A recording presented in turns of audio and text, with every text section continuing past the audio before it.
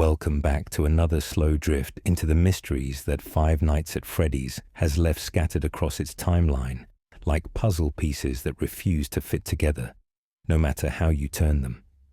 Tonight we're exploring the questions that still haunt the community, the enigmas that Scott Cawthon either hasn't answered or perhaps can't answer anymore, the threads that dangle in the dark corners of this franchise, waiting for someone to pull them into the light, or let them fade into the forgotten spaces between games and books and theories.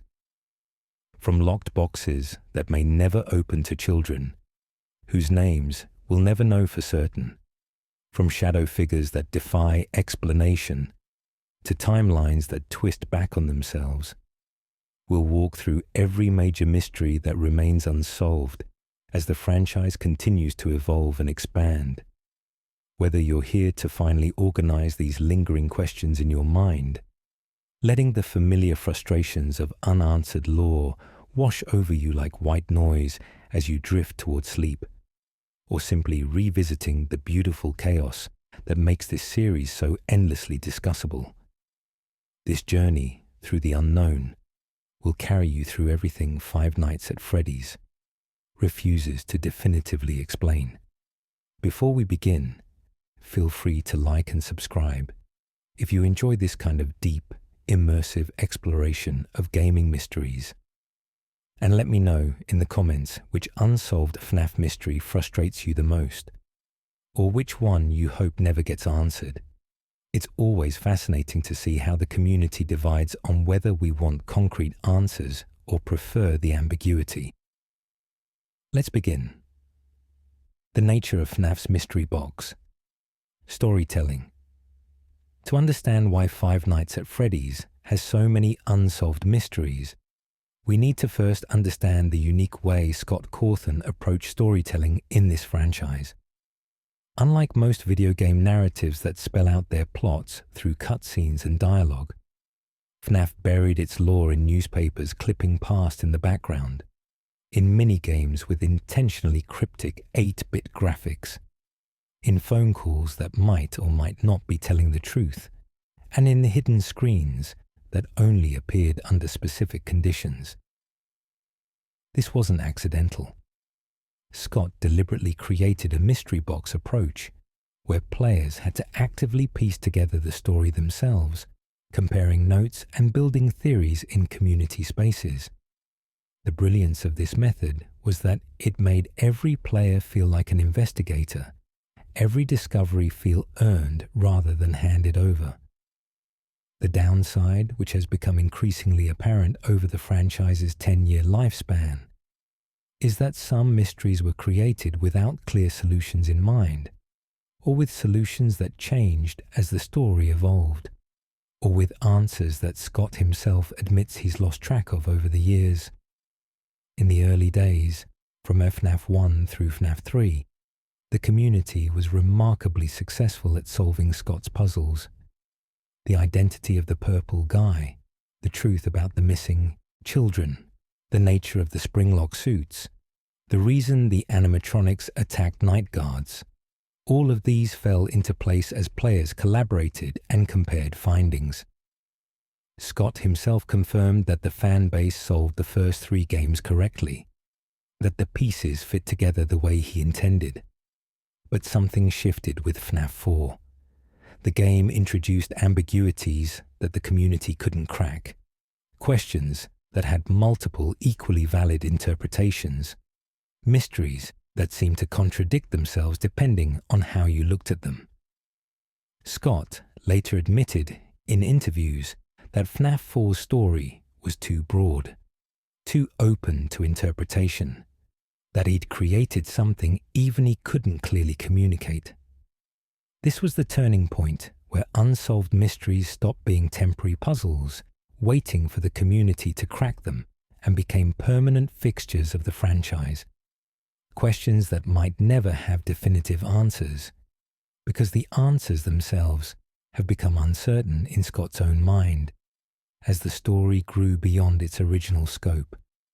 The situation grew more complex as the franchise expanded beyond games into books, with multiple novel series, and the Fazbear Frights Anthology and Tales from the Pizzaplex, all existing in some ambiguous relationship to game canon. Scott has said repeatedly that the books aren't directly canon to the games, but contain answers and parallels that help solve game mysteries. This creates a maddening situation where book information might be crucial or might be completely irrelevant, depending on which mystery you're examining. When the community discovered that a character named Cassidy appeared in both the novels and a coded message in the survival logbook, was that confirmation that Cassidy exists in the games, or just Scott reusing a name across separate continuities? These blurred lines between what's canon and what's parallel universe make many mysteries fundamentally unsolvable without explicit confirmation from Scott, confirmation that often never comes. The franchise's evolution also means that mysteries created in early games now exist in a different context than originally intended. Golden Freddy's nature made sense as a simple possessed animatronic in FNAF 1, but after FNAF 4 introduced the crying child, and FNAF 6 revealed Cassidy's name, an ultimate custom night suggested the one you should not have killed. Golden Freddy transformed into a multi-layered enigma that might involve two souls or one vengeful spirit, or something else entirely. The mystery didn't get more complex because Scott added clever new clues.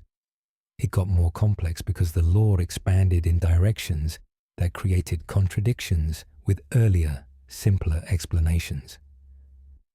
Many of FNAF's unsolved mysteries exist in this state of retroactive complication, where what seemed straightforward in 2014 became impossibly tangled by 2020. There's also the meta element of Scott's changing intentions. In his interview with Darko in 2024, Scott was remarkably candid about how the meaning of certain mysteries, particularly the infamous FNAF 4 box, has shifted over time based on fan reactions and his own evolving vision for the series. He's admitted to being influenced by community theories, sometimes incorporating ideas he hadn't originally planned because they were better than his initial concept. This creates a strange situation where mysteries might not have solutions because they were designed as placeholders, hooks that Scott planned to flesh out later, but then changed direction before providing the payoff. When the creator himself says he's lost track of what was supposed to be in the box, when he admits the idea has remained in the ether, and he doesn't know if he can find it again, we have to accept that some mysteries might be fundamentally unsolvable, not because we lack information, but because the answers were never firmly established in the first place. This doesn't make FNAF's mysteries less interesting. If anything, it makes them more fascinating as examples of emergent storytelling, where the community's interpretations and theories become as valid as any authorial intent, because the authorial intent itself has become uncertain. The unsolved mysteries of FNAF aren't failures of the storytelling. They're features of a narrative that grew organically, that changed and adapted over a decade, that sometimes lost track of its own threads while weaving new ones. As we explore each mystery in detail, keep in mind that unsolved doesn't always mean waiting for an answer. Sometimes it means the answer was never written, or was written and then erased, or exists in Schrödinger's state of being simultaneously true and untrue until observed through some future revelation that may never come. The Locked Box, FNAF's most iconic unsolvable mystery. Let's start with the elephant in the room, or rather, the box at the end of FNAF 4 that has haunted this community for nearly a decade now. When players completed Night 7 of Five Nights at Freddy's 4, they were presented with an image of a locked chest secured with two locks, accompanied by text that read, "Perhaps some things are best left forgotten, for now." The implication was clear. This box contained something important, something related to FNAF 4's story, something that would eventually be revealed when the time was right. Players immediately began searching for ways to open it, scouring every corner of the game for keys or codes, analyzing every pixel for hidden meanings. Data miners tore through the game files and discovered that an open sprite for the box existed in the code, which seemed to confirm that opening it was possible, that there was a solution waiting to be found. The community spent months on this puzzle, theorizing about everything the box might contain. The box even appeared in subsequent games and media, each appearance fueling speculation. It showed up in FNAF World, in promotional images, even in the Charlie novel trilogy, though those books exist in a separate continuity, where it contained Charlotte Emily's body. Each sighting seemed to promise that the reveal was coming soon, that Scott was building towards something. But years passed. FNAF 5, 6, 7, and beyond came and went. The box remained locked. And then, in August 2024, almost 9 years after FNAF 4's release, Scott Cawthon finally addressed the box directly in an interview with YouTuber Dorco, and his answer was simultaneously enlightening and disappointing. Scott admitted that there was something planned for the box, but the idea remained in the ether. He said he'd never pursued that original concept and wasn't sure if he could find it again, even if he wanted to. He acknowledged that his answer wouldn't satisfy everyone, and he was right. After 9 years of speculation, theories, and analysis, the creator's official response was essentially, "I had an idea once, but I've forgotten what it was." In that same interview, Scott confirmed what YouTuber MatPat had theorized, that the box's intended contents had changed over time. Scott explained that the story had evolved from its initial concept through fan reactions and his own drive to craft it into something better. This evolution meant that whatever he'd originally planned to put in the box no longer fit the narrative as it had developed. The box became a victim of FNAF's organic growth, a placeholder for revelation that got left behind as the story moved in new directions. Scott's admission suggests that the box was never meant to remain permanently locked, but that circumstances, creative changes, and the passage of time have made it effectively unopenable now because even the person who created it has lost track of what it was supposed to reveal. So what were the leading theories about the box's contents? The community has generated dozens over the years, each with varying degrees of evidence and logic. One popular theory suggested the box contained pieces of evidence from across the FNAF series, physical representations of all the game's interconnected mysteries, a pieces put together concept that would tie everything into one cohesive whole. This theory drew on the FNAF 4 tagline, "Was it me?" and the game's themes of puzzles and perception.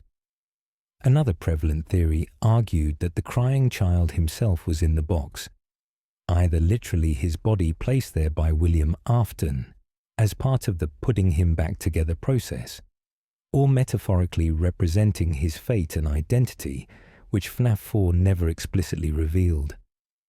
This theory gained traction because FNAF 4 focused so heavily on this child's story, but never provided clear resolution to what happened after the bite.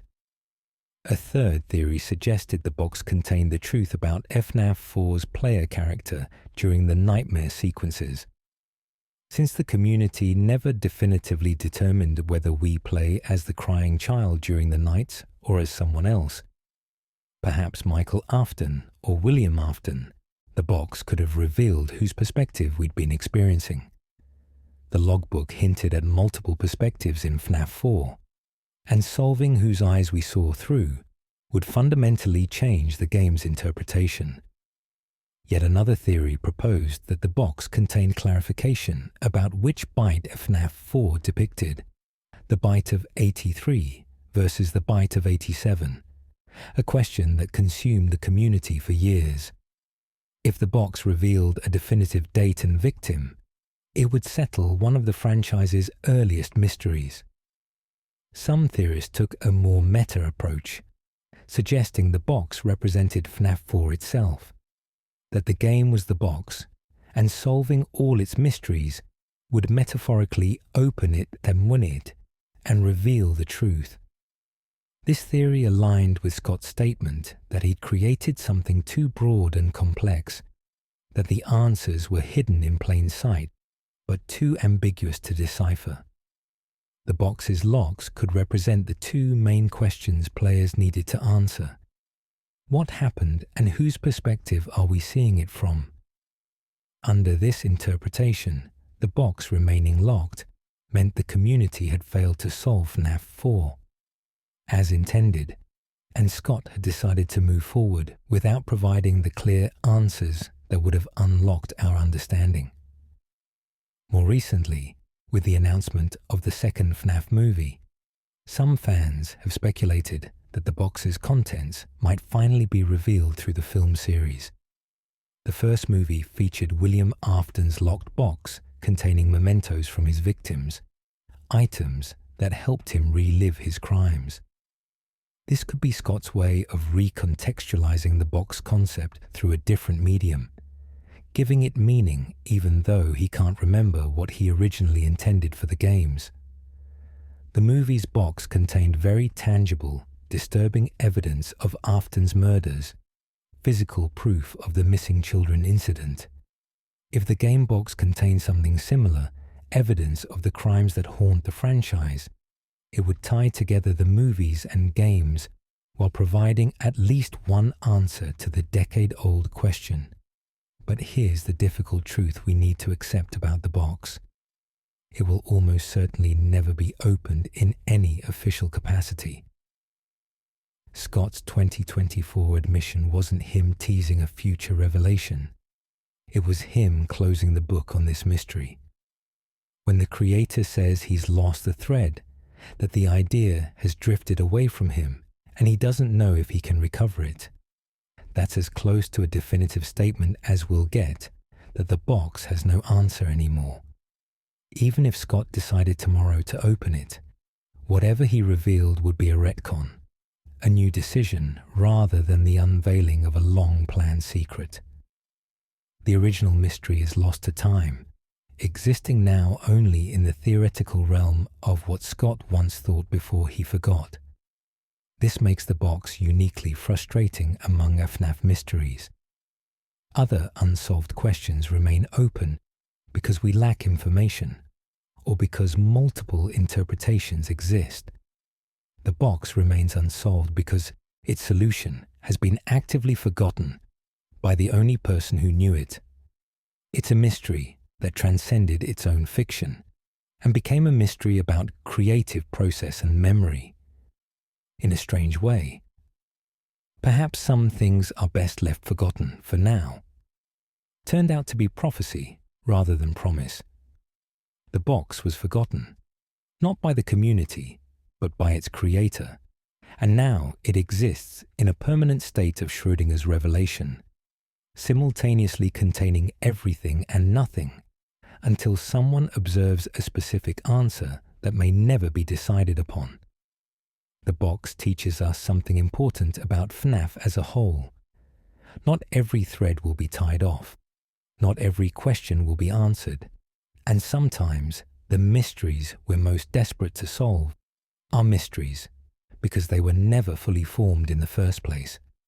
As we move through the rest of this exploration, we'll encounter mysteries that could theoretically be solved with enough information versus mysteries that might be fundamentally unsolvable for various reasons. The box sits firmly in the second category, a permanent question mark at the heart of FNAF 4's already confusing narrative. And perhaps, despite the frustration, there's something appropriate about that.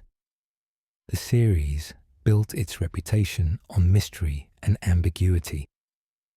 Having one mystery that remains forever unsolved, that even the creator can't unlock, feels almost fitting for a franchise that has always lived in the shadows between certainty and doubt. The crying child's name, an identity lost to time. If the box is FNAF's most iconic mystery, the crying child's true name is arguably its most fundamental one. This is the character we control during the minigames of FNAF 4. The young boy we watch being tormented by his older brother, whom we see experiencing the birthday party that ends in tragedy when his head is placed inside Fredbear's jaws. We witness his final moments in a hospital bed, hear the mysterious voice promising to put him back together, and watch as the heart monitor flatlines. This child is central to FNAF 4's story and possibly to the larger franchise narrative. Yet after 9 years, we still don't know his name. The community has given him various nicknames: the crying child, the bite victim, and even CC for short. But these are descriptors, not actual names. Unlike the other children in FNAF, whose names we've learned through various means, like Gabriel possessing Freddy, Jeremy in Bonnie, Susie in Chica, Fritz in Foxy, Cassidy in Golden Freddy, and Charlotte Emily as the puppet, this one crucial child remains nameless. The lack of a name goes beyond simple curiosity.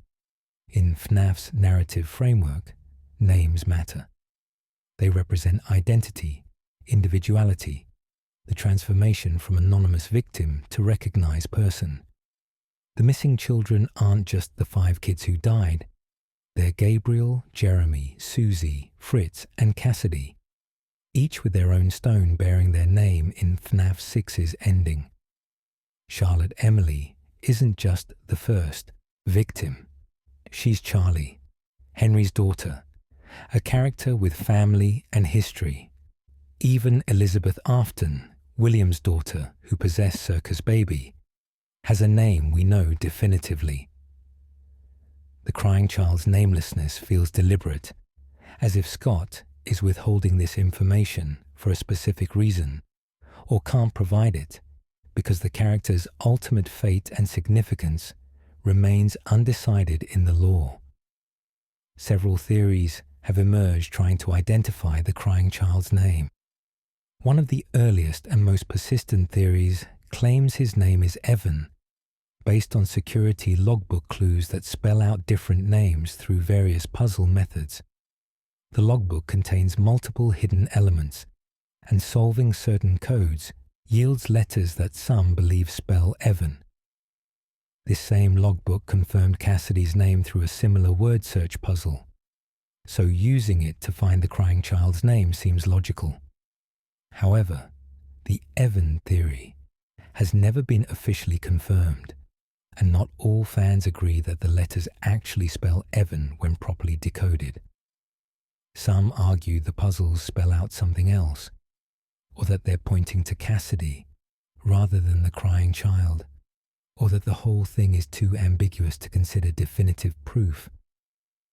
Another theory, less popular but still circulating, suggests the crying child might be named Chris, based on a different interpretation of logbook clues and some voice actor credits that fans analyzed. This theory has largely fallen out of favor in the community, but it demonstrates how desperate fans are for any canonical confirmation. When a character this important remains unnamed for nearly a decade, people will grasp at any potential clue, no matter how tenuous. The fact that 2 completely different names can be proven through essentially the same evidence shows how problematic the mystery has become. Without Scott directly confirming which, if any, of these names is correct, they remain in the realm of fan theory rather than established fact. A third possibility that some fans have considered is that the crying child doesn't have a traditional name at all, that his namelessness is itself significant to his role in the story.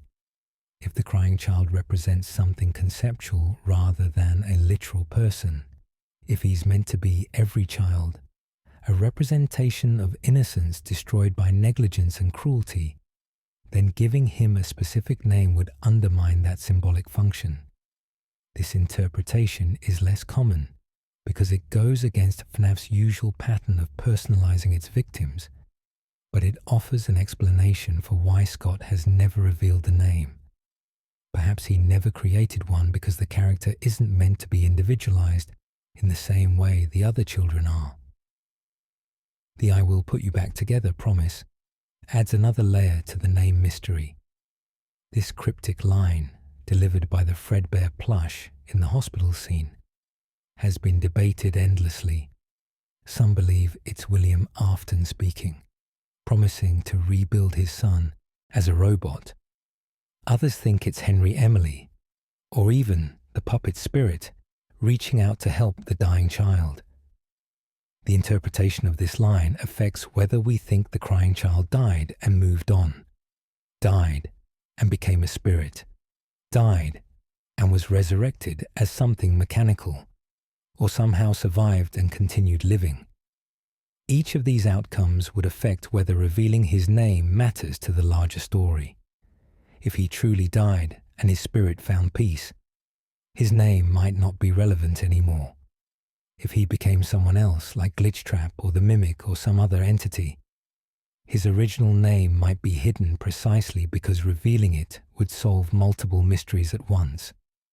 The crying child's relationship to Michael Afton and Elizabeth Afton is confirmed. They're siblings, children of William Afton. This makes his namelessness even stranger, because his siblings' names are known. Why would Scott hide one Afton child's name while revealing the others? Some fans theorize this is because the crying child might have gone by multiple names, perhaps being adopted or having his identity changed, making his real name ambiguous. Others suggest that his name is hidden because he's actually a character we know under a different identity, that the crying child grew up to become someone else in the franchise, and learning his birth name would immediately reveal that connection. This connects to another major unsolved mystery, whether the crying child survived the bite or died from it. FNAF 4's ending is deliberately ambiguous. We see the flat line suggesting death, but we also see the Fredbear plush continuing to talk, suggesting something supernatural is happening. If the child died, where did his soul go? Did he become Golden Freddy alongside Cassidy? Did he become Shadow Freddy? Did he simply pass on? If he survived, how did he recover from having his frontal lobe crushed by animatronic jaws? Did William rebuild him? Did he become a robot? These questions tie directly into the name mystery, because confirming his fate would likely require confirming his identity. The FNAF community has largely settled on calling him the crying child or the bite victim out of necessity, needing some way to reference this character in theories and discussions. But these nicknames highlight what we've lost. Gabriel isn't the Freddy kid. Jeremy isn't the Bonnie victim. They have names that restore their humanity, that acknowledge them as individuals who had lives before they became animatronic vessels. The crying child remains defined solely by his suffering, by the tears he shed and the injury he received. Without a name, he's incomplete, a character forever frozen in the moment of his trauma. Scott's silence on this topic is particularly notable because he's clarified so many other aspects of FNAF lore over the years.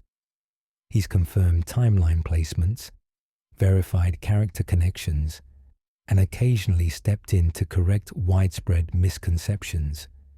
Yet, he's never addressed the crying child's name directly, never hinted at whether Evan is correct, never given any indication that this mystery has a definitive answer waiting to be revealed.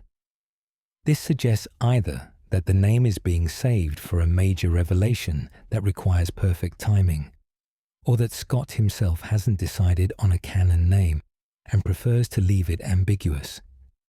Given his admission about forgetting what was in the box, it's entirely possible he created the crying child story without assigning him a specific name, thinking he'd decide on one later, and then, the moment to reveal, it never arrived naturally in the narrative.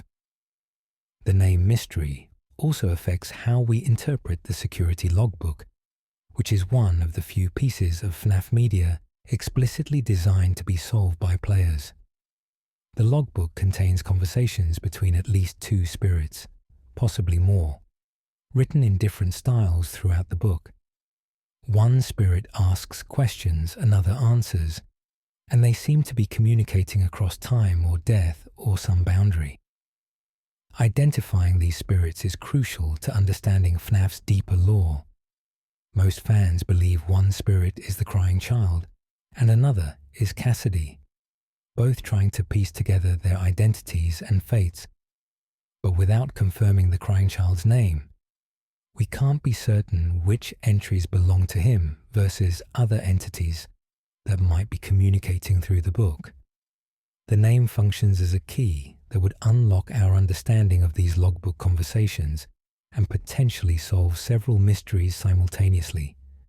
In the end, the crying child's missing name represents a fundamental gap in a FNAF lore, a piece of information so basic that its absence feels wrong.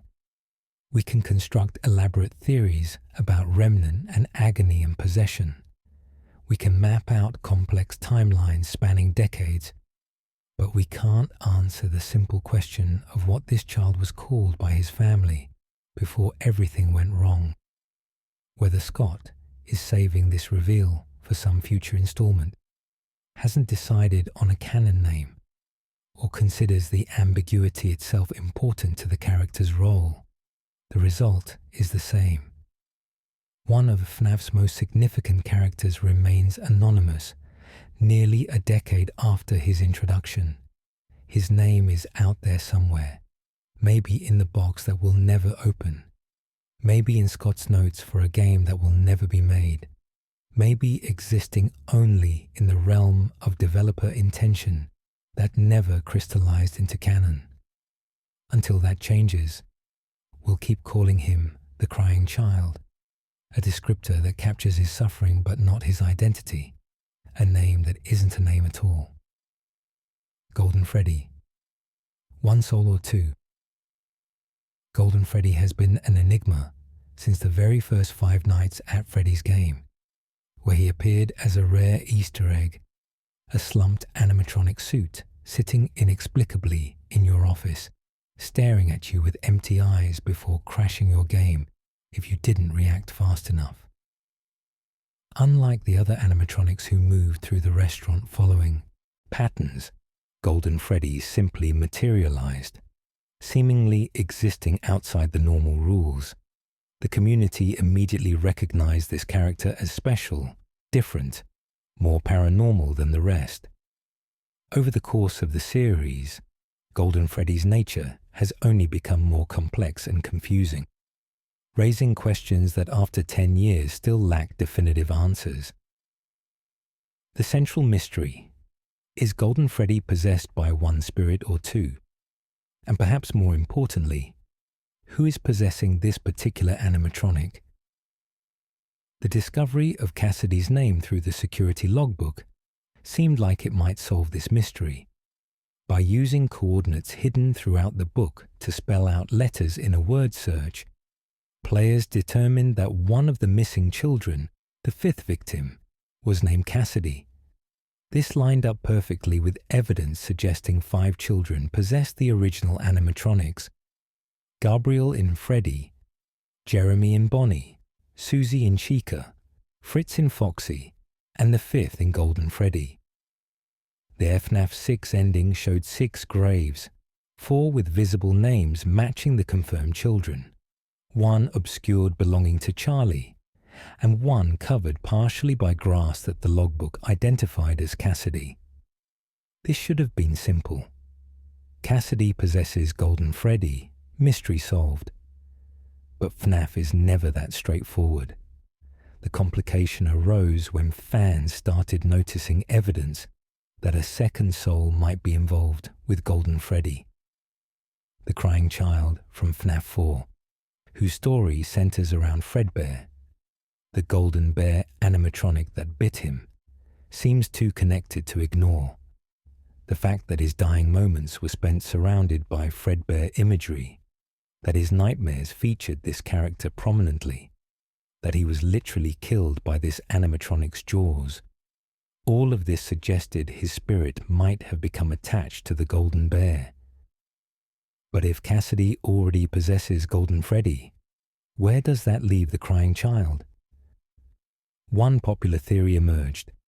Both souls possess Golden Freddy simultaneously, a unique situation in FNAF lore where a single animatronic hosts two separate spirits.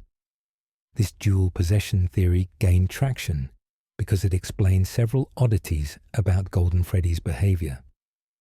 In FNAF 1, Golden Freddy appears in two forms, the slumped full-body suit and a disembodied floating head. Could these represent two different souls manifesting through the same animatronic? In FNAF 2's Give Gifts, Give Life minigame, the puppet gives life to 4 children who become the withered animatronics.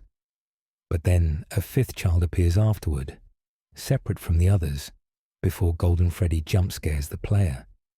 Does this 5th child represent a second soul joining one that's already present? The evidence was circumstantial, but compelling enough that many fans accepted dual possession as the most likely explanation. Then, Ultimate Custom Night added another wrinkle with its focus on the one you should not have killed, heavily implying that Cassidy is the vengeful spirit, tormenting William Afton in the game's purgatory.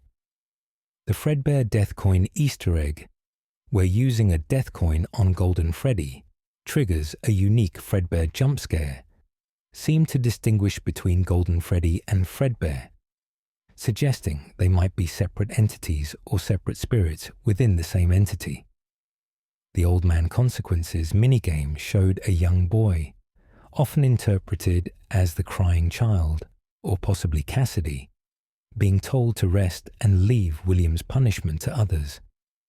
If this boy is the crying child, it suggests he's separate from the vengeful spirit, supporting the dual possession theory. If it's Cassidy being told to rest, it might contradict his role as the eternal tormentor. The gender question adds even more confusion. Cassidy is presented as female in the novels and the FNAF movie, but the face seen in Golden Freddy's jump scare in Ultimate Custom Night is a blonde boy, matching descriptions of the crying child. Did Scott change Cassidy's gender between media? Are we seeing the crying child's face instead of Cassidy's? Are both spirits somehow visible? The inconsistency makes it impossible to definitively say who or what we're looking at when Golden Freddy appears. The Fazbear Frights books, specifically the story The New Kid, introduced Andrew, a vengeful spirit who parallels Cassidy's role in the games. Andrew is male, wears an alligator mask, and refuses to let William Afton die, keeping him alive to suffer. Many fans believe Andrew is the book universe version of Cassidy, existing in the parallel continuity Scott uses to clarify game events without directly spoiling them. But if Andrew equals Cassidy in the books, and Andrew is male, does that confirm Game Cassidy is male? Or does it mean nothing, because the books aren't direct canon? This circular reasoning perfectly captures how FNAF mysteries feed into each other, making it impossible to solve one without solving several others simultaneously. Then there's the physical impossibility to consider. Golden Freddy is often described in the games as a spare suit, a Spring Bonnie-style Fredbear suit kept in the back rooms. But Springlock suits were designed to hold one person. fitted with mechanisms that compress the robotic parts to make room for a human performer. How could a spring-lock suit designed for a single occupant house two souls?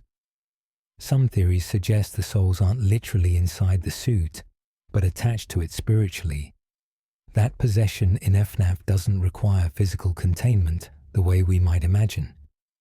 Others argue that Golden Freddy never was a functional spring-lock suit, that he's always been a phantom or hallucination, explaining why he can teleport, appear as just ahead, and generally break the rules that govern other animatronics. The Happiest Day minigame in FNAF 3 seemed to offer closure, showing 5 children receiving cake and moving on, presumably finding peace. The 5th child, represented by the crying child sprite receiving cake from the puppet, is widely believed to be Golden Freddy. But does moving on mean both souls if there are 2? Did only one find peace while the other remained? Is the child in that minigame the crying child Cassidy, or an amalgamation of both? The ambiguity prevents us from using Happiest Day as definitive proof of anything, except that someone found peace maybe. More recent games have complicated things further. In Security Breach, we see references to Golden Freddy through Vanessa's security badge being numbered 9371983, which fans interpret as 1983 related to the crying child.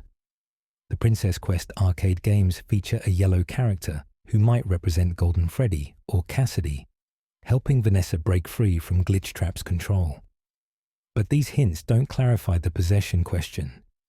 They just add more connections without explaining what those connections mean for Golden Freddy's fundamental nature. Some fans have proposed more radical theories to explain the confusion. One suggests that Golden Freddy isn't possessed by child spirits at all, but by agony, the emotional energy that creates the shadow animatronics in the Fazbear Frights universe. Under this interpretation, Golden Freddy is a manifestation of concentrated suffering rather than a traditional ghost, which would explain his reality-breaking abilities. Another theory posits that Cassidy was killed twice, once as part of the original missing children incident, and again later, resulting in a split or duplicated soul with conflicting memories and motivations. These theories require accepting mechanics that a FNAF has never explicitly confirmed, making them difficult to prove or disprove. What makes the Golden Freddy possession mystery so frustrating is that it should be simple. We know possession happens in FNAF. We know children's souls inhabit animatronics. We know roughly how many children were killed, and we know most of their names. Golden Freddy should just be another case like Freddy, Bonnie, Chica, Foxy, where we can say, this child possesses this animatronic, moving on. But the dual soul possibility, the crying child's connection to Fredbear, Cassidy's vengeful nature, the inconsistent depictions across games and books, the gender confusion, the physical and metaphysical questions, all of these create a tangled web, where every answer requires assuming something else that hasn't been confirmed. Scott's silence on this specific issue is notable. He's never directly addressed whether Golden Freddy has 1 or 2 souls. He's never clarified if the crying child became Golden Freddy or something else. He's never explained why Cassidy appears different across different media. This could mean the answer is obvious and he doesn't feel it needs explanation, or it could mean the answer hasn't been finalized, that the ambiguity is intentional because committing to 1 or 2 souls would require restructuring other parts of the law that depend on that answer remaining flexible. In the end, the most honest answer to who possesses Golden Freddy is, we think it's Cassidy, probably, maybe with the crying child also involved, possibly, unless it's actually something completely different that we haven't considered. This non-answer frustrates fans who want definitive lore, but it perfectly encapsulates how FNAF mysteries work. We have pieces of the puzzle. We can see how they might fit together, but without the box lid showing us what the completed image should look like, we can't be certain our arrangement is correct. Golden Freddy remains FNAF's most persistent character-based mystery, a golden question mark sitting in the corner of the lore, staring at us with empty eyes, waiting for clarity that may never arrive. The Shadow animatronics, agony given form. Shadow Freddy and Shadow Bonnie, also known by the impossible-to-pronounce file name RWQFSSFASXC, are perhaps the most overlooked major mysteries in Five Nights at Freddy's. While other enigmas generate endless discussion and theory videos, the Shadow animatronics exist in a strange space where most fans have collectively shrugged and decided we'll probably never know. They first appeared in FNAF 2 as rare game-crashing Easter eggs, pitch-black silhouettes with glowing white eyes and teeth that showed up randomly in your office or lurking in the hallways. Unlike the other animatronics, whose origins and purposes were gradually revealed through subsequent games, the shadows have remained fundamentally mysterious, appearing sporadically across the series without ever receiving a proper explanation. What we know about them is frustratingly minimal. Shadow Freddy resembles a dark purple-tinted version of Golden Freddy or Fredbear, slumped in parts and service in FNAF 2. Shadow Bonnie is a pitch-black silhouette of Toy Bonnie who can crash your game in FNAF 2 and appears in FNAF 3's hidden minigames to help trigger the good ending.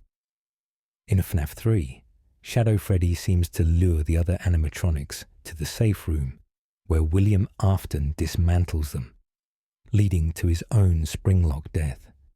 This suggests Shadow Freddy might be connected to Afton or working toward Afton's goals.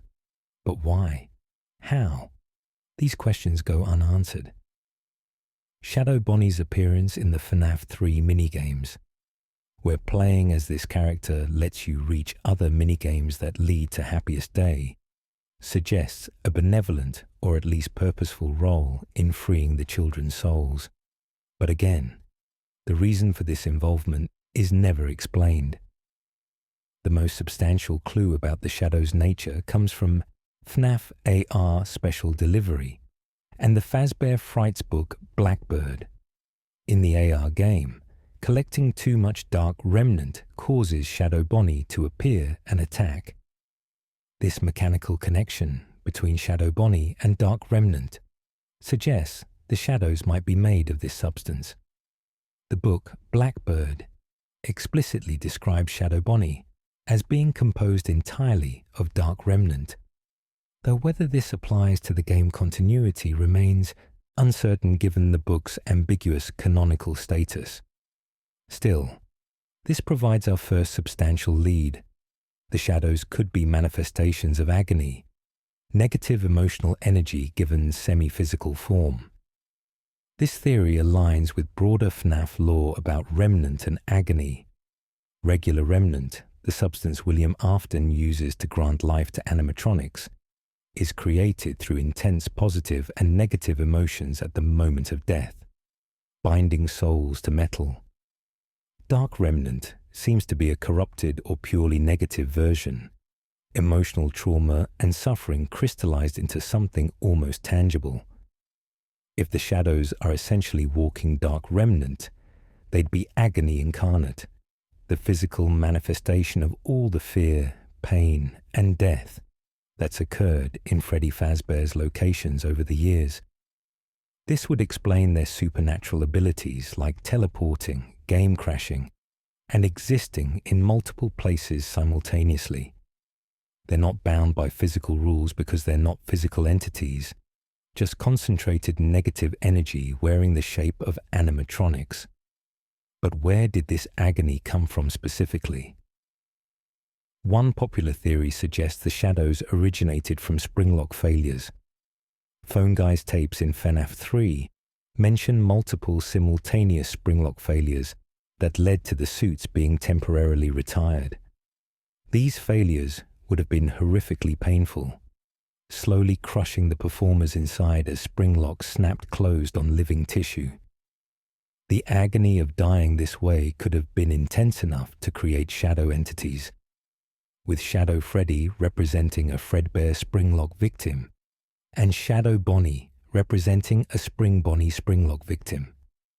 This theory has compelling evidence. The shadows resemble the springlock suits Fredbear and Spring Bonnie.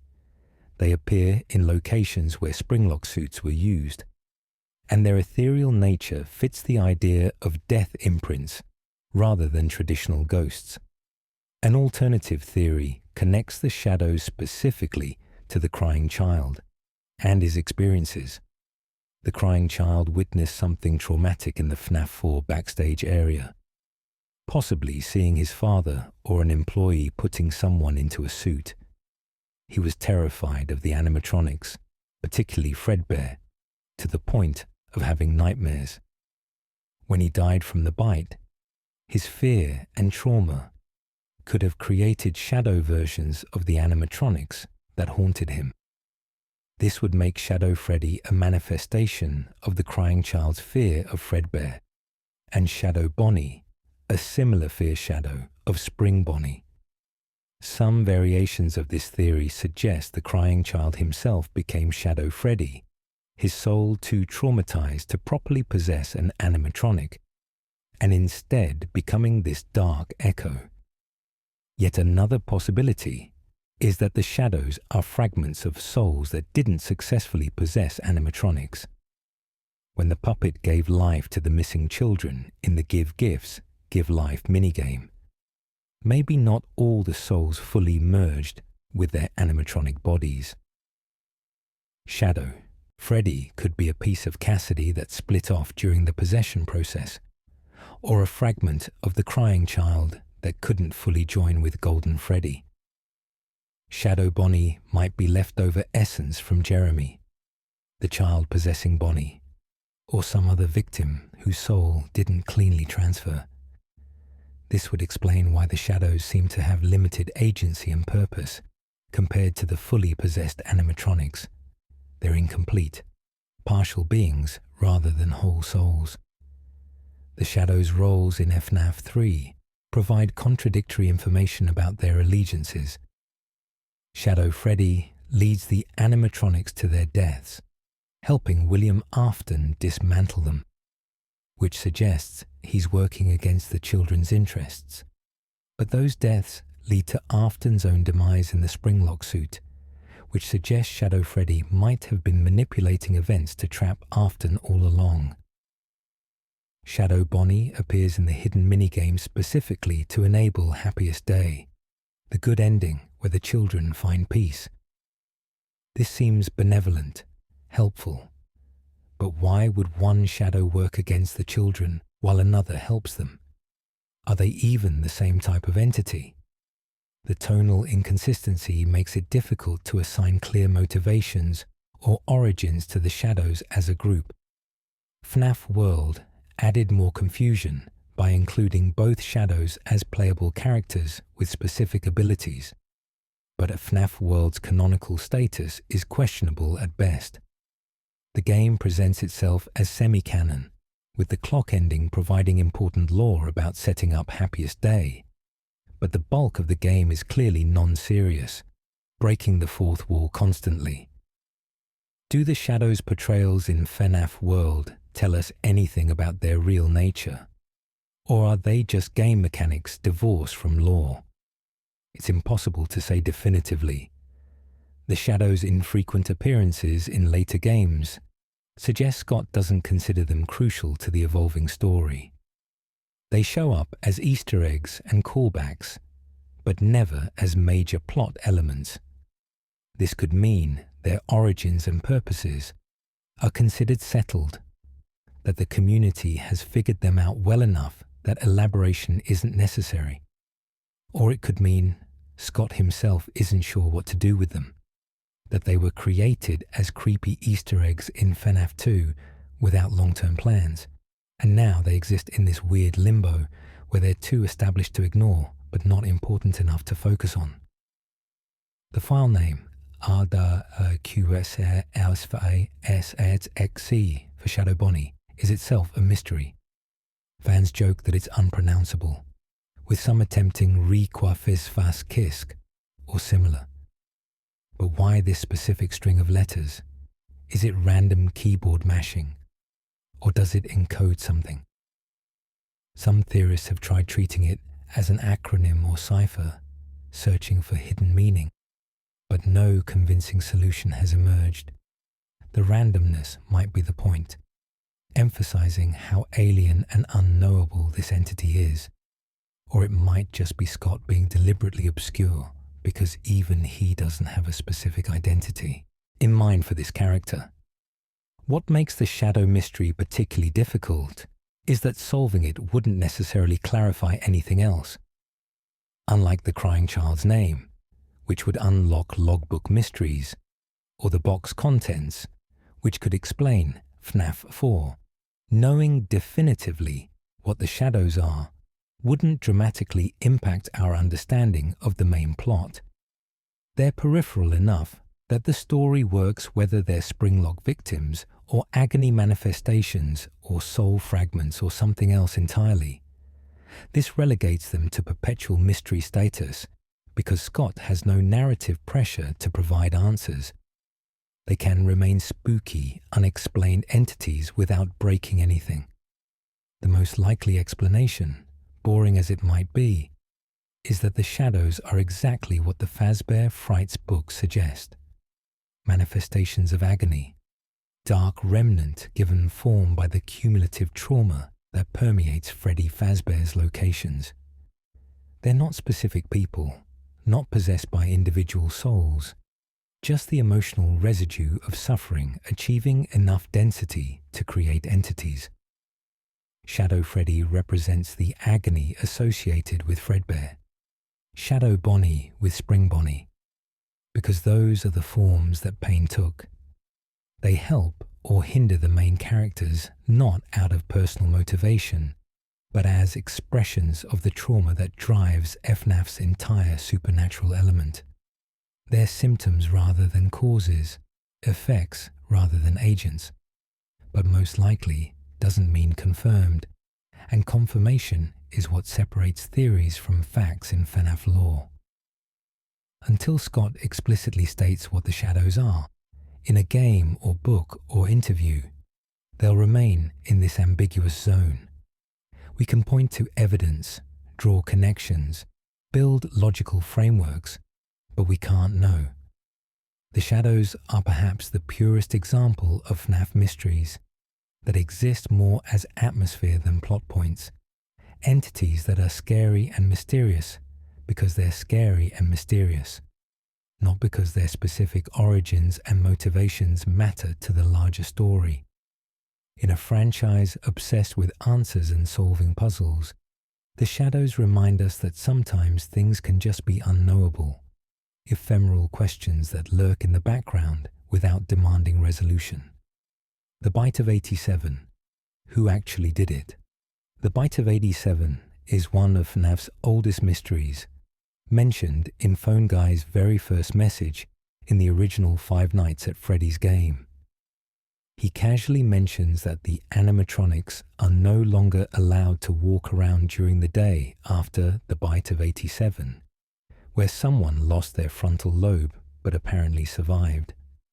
This single line launched years of speculation, because Phone Guy never specifies which animatronic was responsible or who the victim was.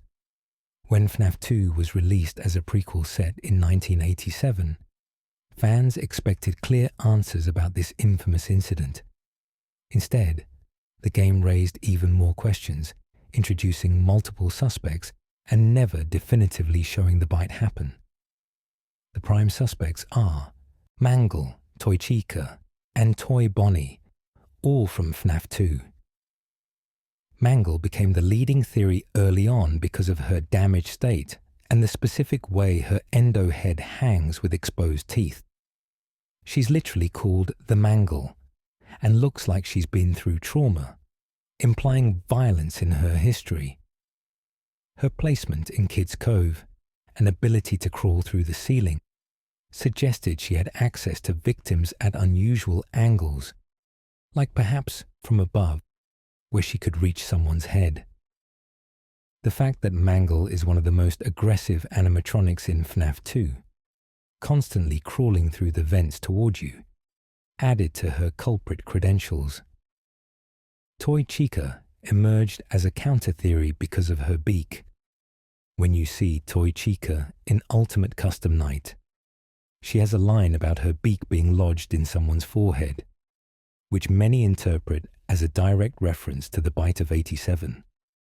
If Toy Chica bit someone's frontal lobe, her beak could have broken off and remained stuck in the wound, explaining why she's missing it when she roams in FNAF 2.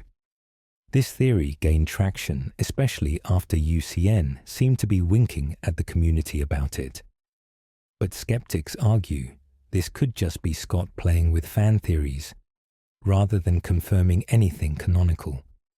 Toy Bonnie is the dark horse candidate, mostly suspected by process of elimination, and the fact that he's positioned prominently in marketing materials and is generally considered menacing. Some fans point to the Party Room 3 incident where Jeremy, the FNAF 2 night guard, gets bitten during the day shift. Jeremy's name matching one of the murdered children's names might not be coincidence. If Jeremy Fitzgerald the guard is somehow related to Jeremy the victim, maybe his bite on the day shift is the famous bite of 87. But this requires several assumptions that the game never confirms. Here's where it gets complicated.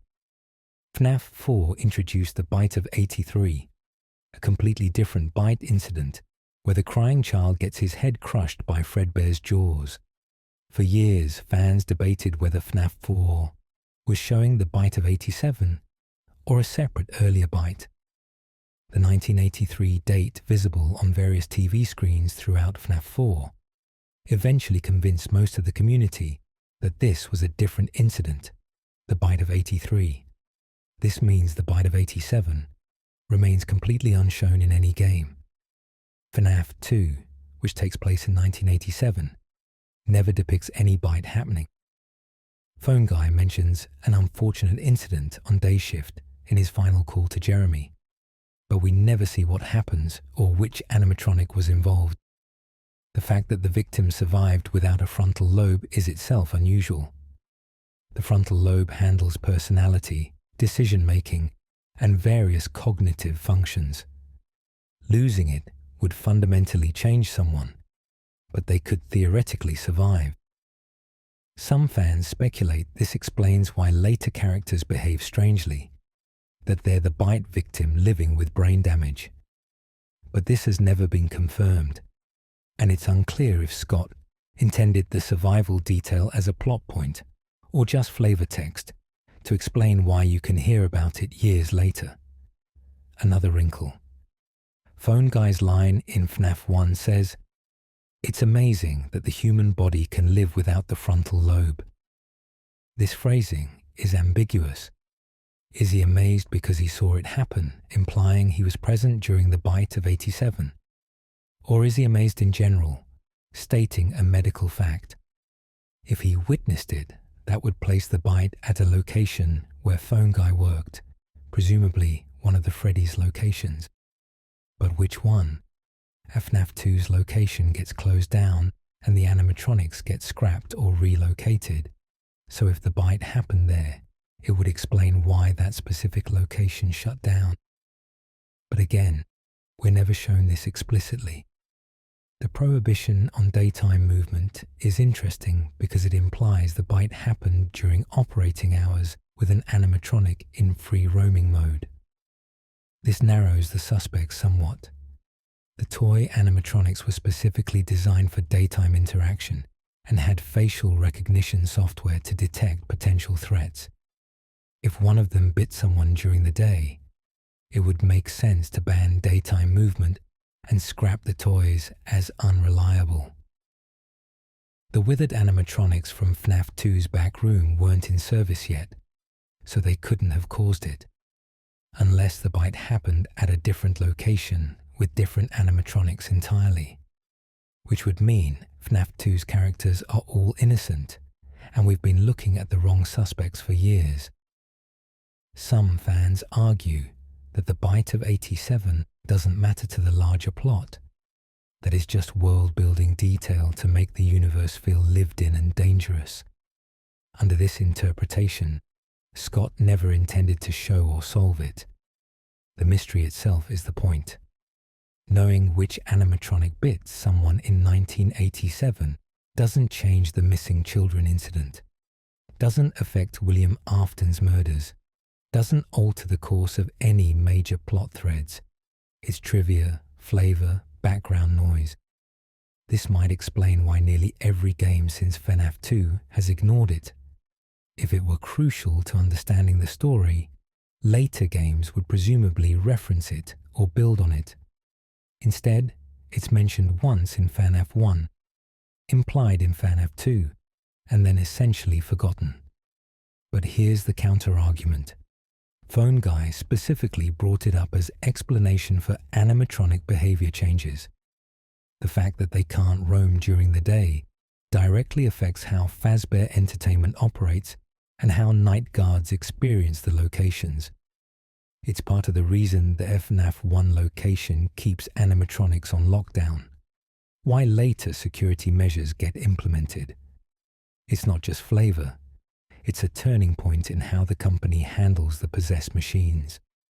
Learning what happened and why would give us insight into how much the company knows about the supernatural elements. Did they ban daytime roaming because an animatronic malfunctioned mechanically, or because they realized something darker was controlling the robots? The confusion between the bite of 83 and bite of 87 consumed years of community discussion, with fans analyzing every pixel of FNAF 4, trying to prove which bite it depicted. Scott eventually clarified through subtle context clues, like the date shown on TVs, but he never outright said, FNAF 4 is not the bite of 87. This ambiguity seems deliberate, as if Scott enjoys watching the community struggle with these questions. Or perhaps he regrets creating the 87 mystery in the first place, since it's become an unfulfilled promise that fans won't let go of. Every time a new game releases, there's speculation that this will finally show us the bite. And every time, we're disappointed. The actual answer might be mundane. Maybe Scott created the bite of 87 as background lore in FNAF 1 without having specific details in mind, thinking it sounded ominous and mysterious. When FNAF 2 became a prequel set in 1987, fans naturally expected to see it, but Scott hadn't planned that far ahead. Rather than forcing a bite scene that he hadn't fully conceptualized, he left it ambiguous. Then FNAF 4 offered an opportunity to show a bite, but he made it 1983 to preserve the 87 mystery rather than definitively solving it. Now it's been so long and the story has moved so far beyond 1987 that going back to address it would feel random and disconnected from current plot lines. What's clear is that after 10 years, we're no closer to a definitive answer than we were in 2014. Mangle remains the most popular culprit by fan consensus, but it's consensus built on circumstantial evidence and process of elimination rather than hard proof. Toy Chica's UCN line gives her a strong claim, but it could easily be a joke or red herring. Toy Bonnie is possible, but lacks specific evidence beyond being present and aggressive. Some animatronic bit someone's frontal lobe off in 1987 during daytime operation, causing policy changes at Fazbear Entertainment. That's all we know for certain. The who, where, why, and detailed circumstances remain lost to FNAF's perpetually incomplete documentation of its own timeline. The bite of 87 has become almost legendary in its unsolvability, a question so old and so consistently unaddressed that it's achieved meme status in the community. Whenever Scott releases new content, fans joke, "Will this finally show us the bite of 87?" Knowing the answer will be no. It's the mystery that's always one game away from being solved, perpetually deferred to some hypothetical future installment. Maybe that's its true purpose, not to be solved, but to remain forever just out of reach. A reminder that some questions in FNAF don't have answers waiting in the next game. They have absence, the persistent gap where an answer should be, but never arrives. FNAF 4. Dream or reality? Few mysteries in Five Nights at Freddy's have generated more debate, more theories, more complete bewilderment than the fundamental question of what FNAF 4 actually depicts. When you play the nighttime sections, defending yourself against Nightmare Freddy, Nightmare Bonnie, Nightmare Chica, Nightmare Foxy, and the horrifying Nightmare Fredbear, are you experiencing real events or dreams? Are these physical animatronics stalking through a real house, or manifestations within someone's sleeping mind? This isn't just an academic question about interpretation. The answer fundamentally changes how FNAF 4 fits into the timeline and affects our understanding of multiple other games.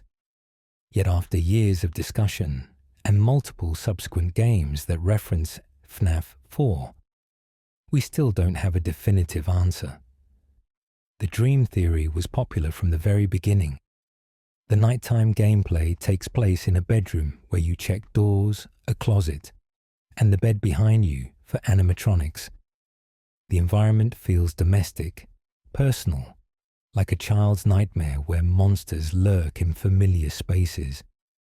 The minigames between nights show the crying child being tormented by his brother with a foxy mask, being scared of the animatronics at Fredbear's, developing severe phobias.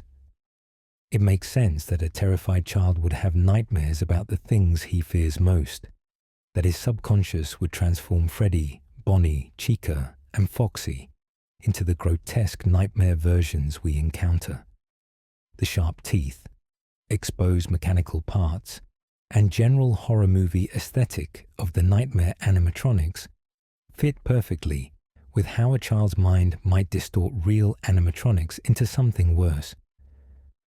Supporting this interpretation, the pills and IV drip visible on the bedside table in later nights suggest the player might be hospitalized or medicated, consistent with the crying child being in a coma after the bite. The hospital bed, the beeping monitors, the promise from the Fredbear plush to put him back together. All of this creates a framework where the nightmare gameplay could be the crying child's dying dreams, his mind creating scenarios where he faces his fears in his family's home over and over as his body fails in a hospital room. The jump scare screams sound like a child's scream rather than mechanical sounds, reinforcing the idea that these aren't real robots, but figments of a traumatized imagination. But then details emerged that complicated the dream theory. Sister Location revealed a small section where you see a bedroom layout that matches FNAF 4's house, with a monitor showing the player's view and an observation note on a desk nearby.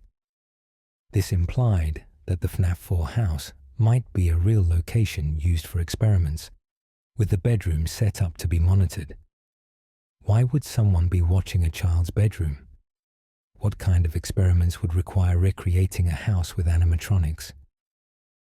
The sister location connection suggested the nighttime gameplay might depict real events, actual animatronics created to terrorize someone as part of William Afton's twisted research.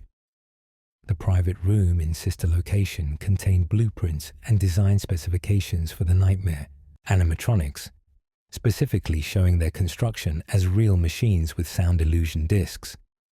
These discs, borrowed from the FNAF novel's technology, could create hallucinations or alter perceptions, making ordinary animatronics appear monstrous. If sound discs are canon to the games, which the blueprints suggest, then the nightmare animatronics could be real robots outfitted with tech to make them seem even more terrifying. Pair this with the gas canisters visible in FNAF 4's bedroom that match the observation rooms in sister location, and you get a picture of elaborate fear experimentation where a test subject is exposed to both real animatronics and perception-altering substances to create intense nightmare experiences while technically awake. But who's the player character in the nightmare sections? Most assumed it was the crying child, but issues arose with this interpretation.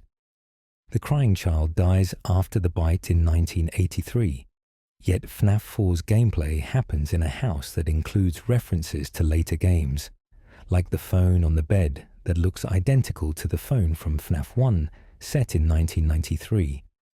How could the crying child dream about details from games set after his death? Some theorists propose that we play as Michael Afton, the older brother who caused the bite, experiencing nightmares years later out of guilt. This would explain the FNAF 1 connections and place FNAF 4's nighttime gameplay after FNAF 1, rather than during 1983.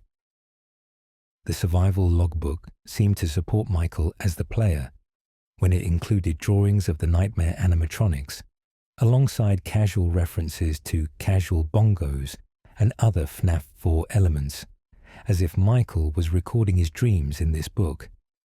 But then the logbook also showed conversations between at least two spirits, likely the crying child and someone else, suggesting the crying child's perspective is also present in FNAF 4 somehow. Could we play as both characters at different points, experiencing both the crying child's memories and Michael's later guilt nightmares using the same house and animatronic designs? Scott Cawthon himself added to the confusion when he mentioned in his interview with Dorco that FNAF 4's story was too broad, that people focused on the wrong things, like debating Bite of 87 versus 83, instead of understanding the story he was trying to tell. But he never clarified what that story was, leaving fans to continue guessing. Did the nighttime gameplay matter to the story at all? Or was it just atmospheric gameplay divorced from the plot? Were we supposed to ignore the nightmares and focus purely on the minigames? This ambiguity from the creator himself suggests he might not have fully decided how the nighttime sections fit into canon. The experiment theory gained popularity after Sister Location, proposing that William Afton created the nightmare animatronics as part of his research into fear.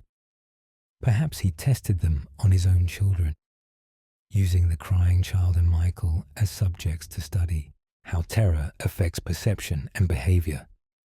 The sound disc would enhance the horror, and the gas would keep subjects compliant or disoriented.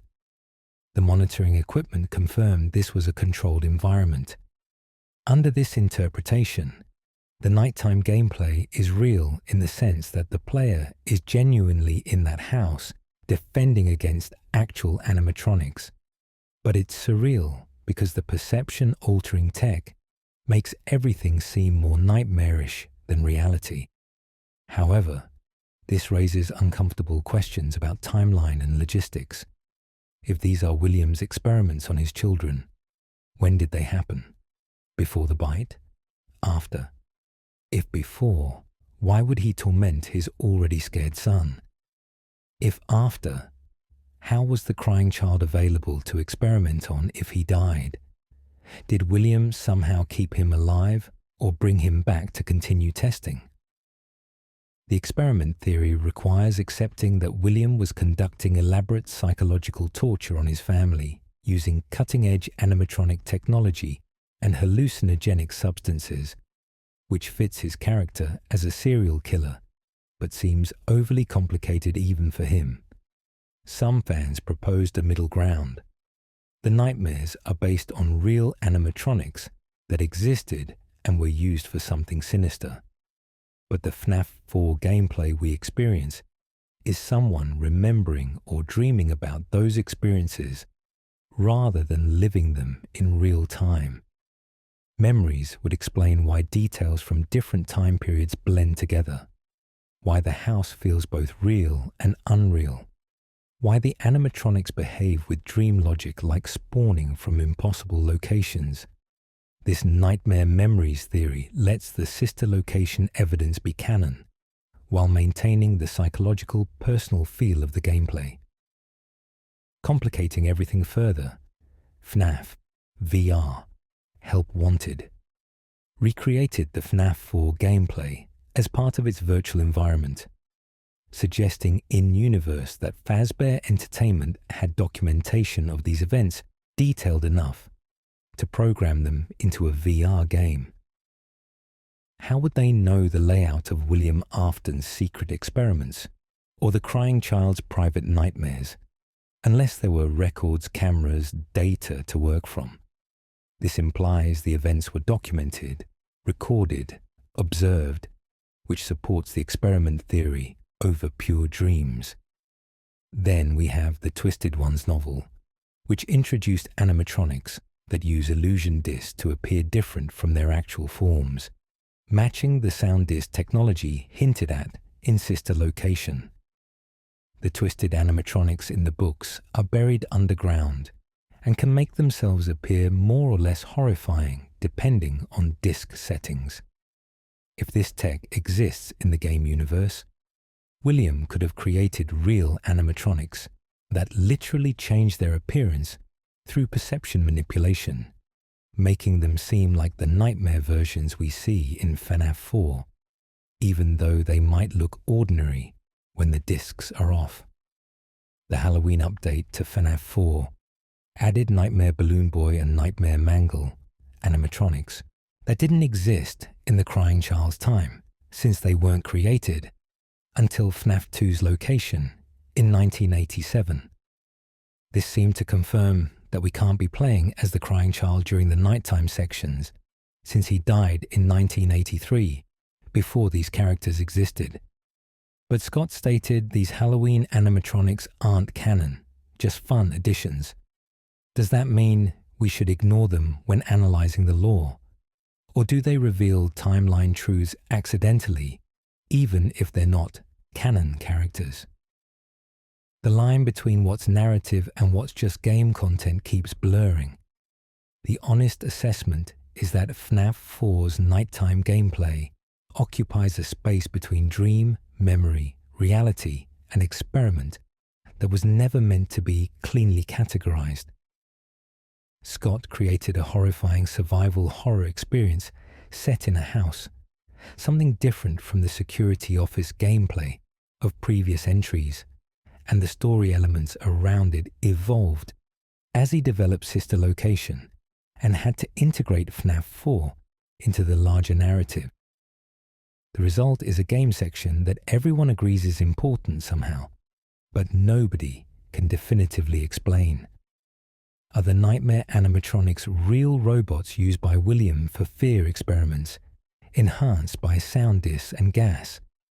Are they purely psychological manifestations of trauma experienced by the crying child or Michael? Are they dream corruptions of real memories from when either character encountered the actual animatronics? Are they a VR simulation, a fictional recreation of events that didn't happen exactly as shown? The answer is probably yes, kind of, to multiple options.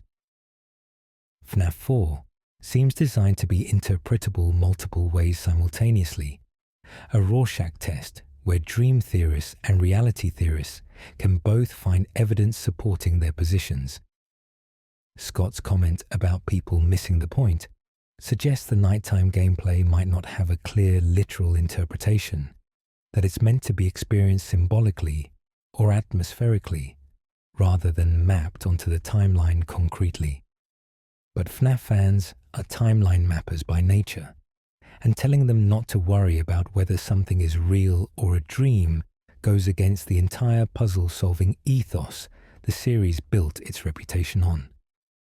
We're left in limbo, knowing the nightmare animatronics appear in multiple contexts, knowing there's evidence for both reality and dreams, knowing Scott considers the story too broad and the fan focus misplaced, but having no single definitive answer to the simple question, in FNAF 4, is what we're experiencing real? The only honest response is sort of probably in some sense, depending on how you interpret reality within a universe that includes soul possession and remnant, and sound illusion discs and agony manifestation. Which isn't much of an answer at all, but it's the closest we've got. Midnight Motorist, the most confusing minigame. Among the many cryptic 8-bit minigames scattered throughout Five Nights at Freddy's, Midnight Motorist from FNAF 6 stands out as perhaps the single most baffling. While other minigames had unclear elements that were eventually solved, or at least narrowed down to a few interpretations, Midnight Motorist remains almost completely opaque years after its introduction. We can describe what happens on screen, but explaining what it means, who the characters are, when it takes place, and how it connects to the larger story. That's where everyone starts arguing and nobody reaches consensus. Let's start with what we can observe. The minigame begins with an orange figure driving a purple car along a road. Various objects appear in the background as you drive. JRs, a building the orange man tries to enter, but is turned away from with text saying, "Come on, you know you can't be here. Don't make this more difficult than it has to be." So the orange man is banned from JRs for some reason. As you continue driving, other locations appear, including what looks like Fredbear's family diner, though this isn't confirmed. Eventually, the orange man reaches a house where another figure, grey in colour, is watching television. When the orange man tries to interact with this person, presumably asking about someone else, the grey figure responds with lines like, "Leave him alone tonight," and "He had a rough day." The orange man then goes around to the back of the house, where a bedroom window is broken, presumably from the inside out. A small animal footprints lead away from the window into the forest. Examining the broken window triggers text saying he ran off to that place again, with that place clearly being somewhere the child in the bedroom frequents despite being told not to go there. The orange man appears frustrated but doesn't pursue the child. The minigame ends with the implication that someone in the household has repeatedly sneaked out to a forbidden location, simple enough as a sequence of events. But who are these people? When is this happening, and what does it mean? That's where it all falls apart. The orange man is widely believed to be William Afton, though the unusual colour choice has sparked debate. Some theories suggest he's not purple yet, because this takes place before he started murdering children, with the purple colouring perhaps serving as a visual indicator of his killer status that he hadn't yet earned. Others argue the orange colouring means he's a different character entirely, possibly Henry Emily, with the purple car belonging to someone else who drove to JR's before the orange man took it. This mustard man or orange guy debate has consumed countless discussion threads without resolution. If we accept that orange man represents William, the rest starts to form a possible picture. The grey figure watching TV could be Michael Afton, William's older son. The child who ran off could be the crying child, William's younger son, who we see being terrified of animatronics in FNAF 4. That place, might be Fredbear's family diner, where the crying child is drawn despite his fear, potentially out of curiosity about his father's work or an attempt to understand the animatronics that frighten him. The broken window and sneaking out aligns with the FNAF 4 minigame's depiction of the crying child as isolated and seeking escape from his home situation. But timing becomes an issue.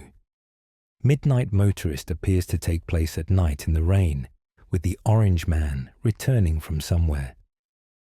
Some theories connect this to the night Charlie Emily was murdered outside Freddy's, proposing William is driving home after killing Henry's daughter, which could explain why he's banned from JR's if he'd caused a scene or been aggressive earlier that evening. The rain would match the rain in the FNAF 2 security puppet minigame, where Charlie dies. This interpretation would date Midnight Motorist to around 1983, shortly before the crying child's death at his birthday party. The proposed sequence, William murders Charlie in a fit of jealousy toward Henry, drives to JR's but is kicked out for prior behavior, drives home angry and wet, discovers his youngest son has once again escaped to Fredbear's despite the family's problems, and becomes frustrated but is too tired or drunk to deal with it. However, alternative theories place Midnight Motorist much later, potentially after the crying child's death. In this interpretation, the child who ran off isn't the crying child but a different character entirely, possibly a young Henry Emily, possibly some other victim of William's manipulation.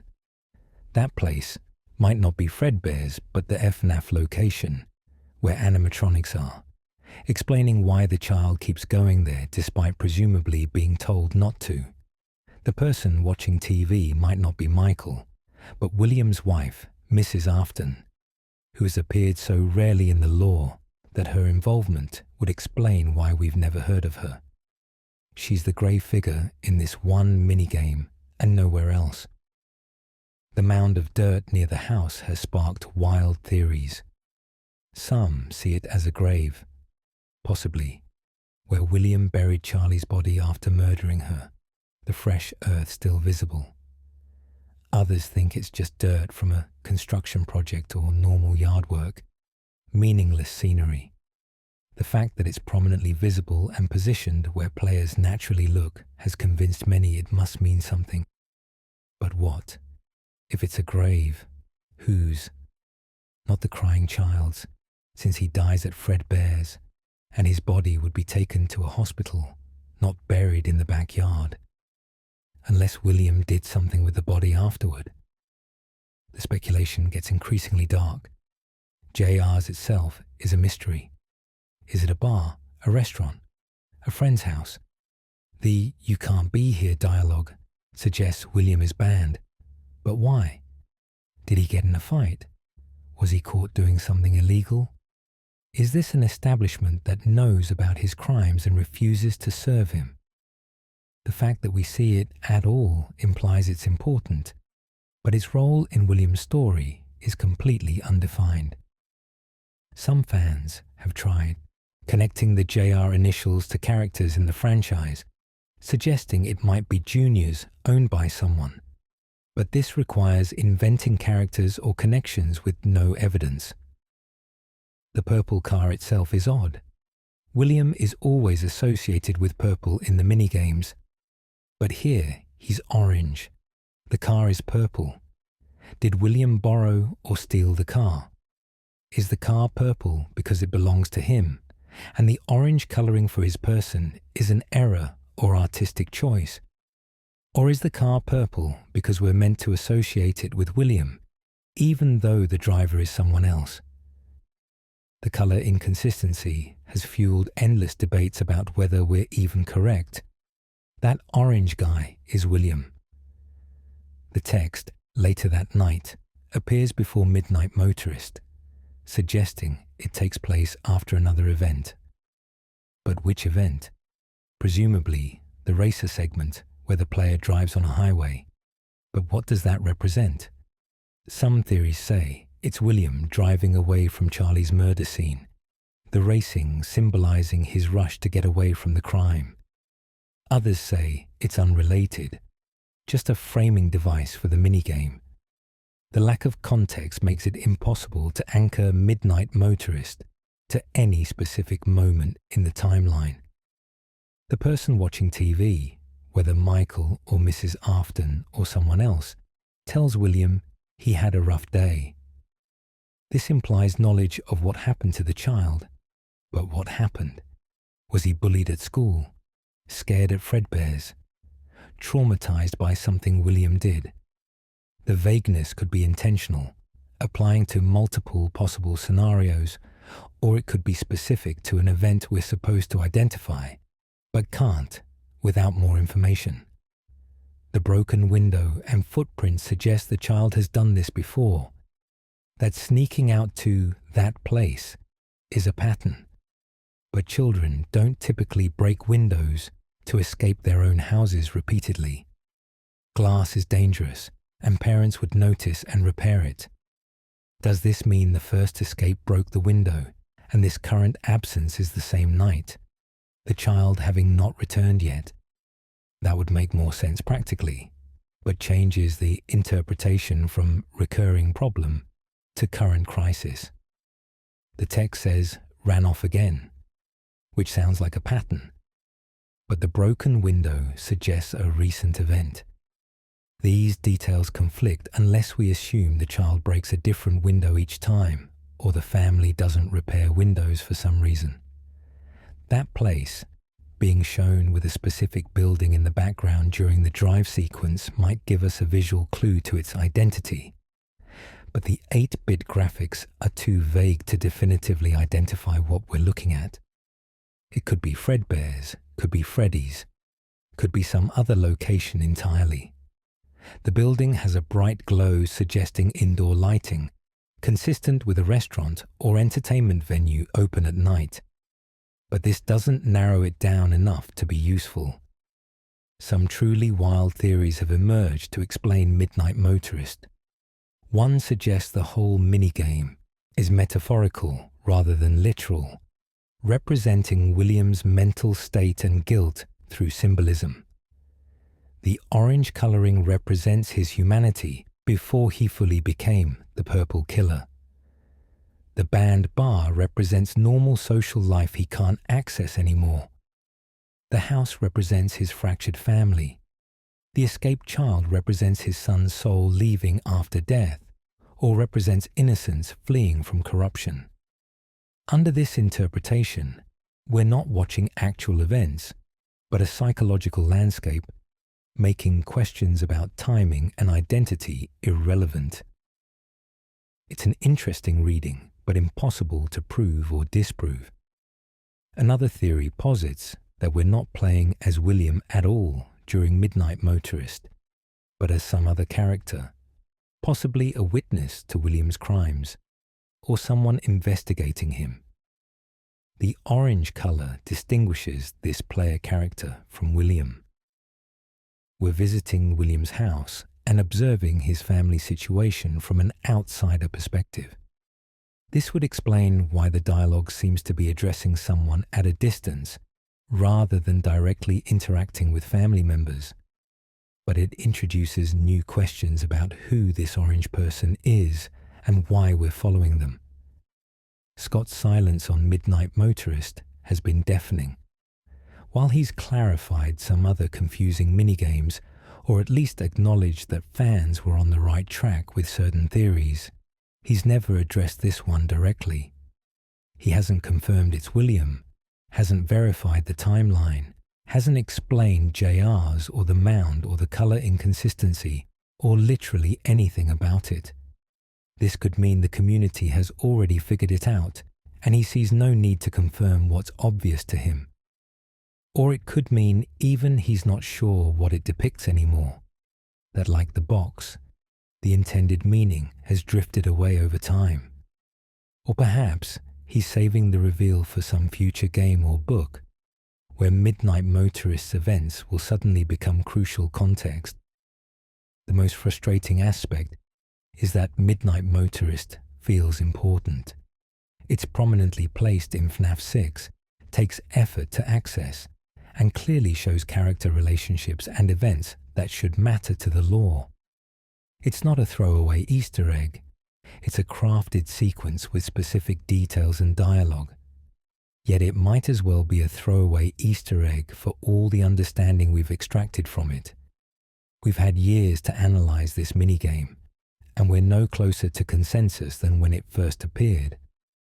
That's unusual even for FNAF. Most mysteries eventually accumulate enough evidence or community agreement to settle on likely answers, even without official confirmation. Midnight Motorist remains in complete disarray. My personal assessment, worth no more than anyone else's guess, is that Midnight Motorist shows William Afton returning home after murdering Charlie Emily, discovering his younger son has escaped to Fredbear's again, and being too emotionally exhausted to deal with it. The timeline is shortly before the crying child's birthday party and death. JR's is a local bar where William was previously banned for aggressive behavior. The grey figure is Michael watching TV, told to leave his brother alone because the crying child is already having a rough time with the family situation. The mound is either meaningless or represents disturbed earth from some project. Orange Guy is William, coloured differently to distinguish his civilian life from his purple killer identity, or simply because Scott wanted visual variety. This interpretation relies on several assumptions and has no definitive proof, but it creates a narrative that connects to other established events without requiring too many invented details.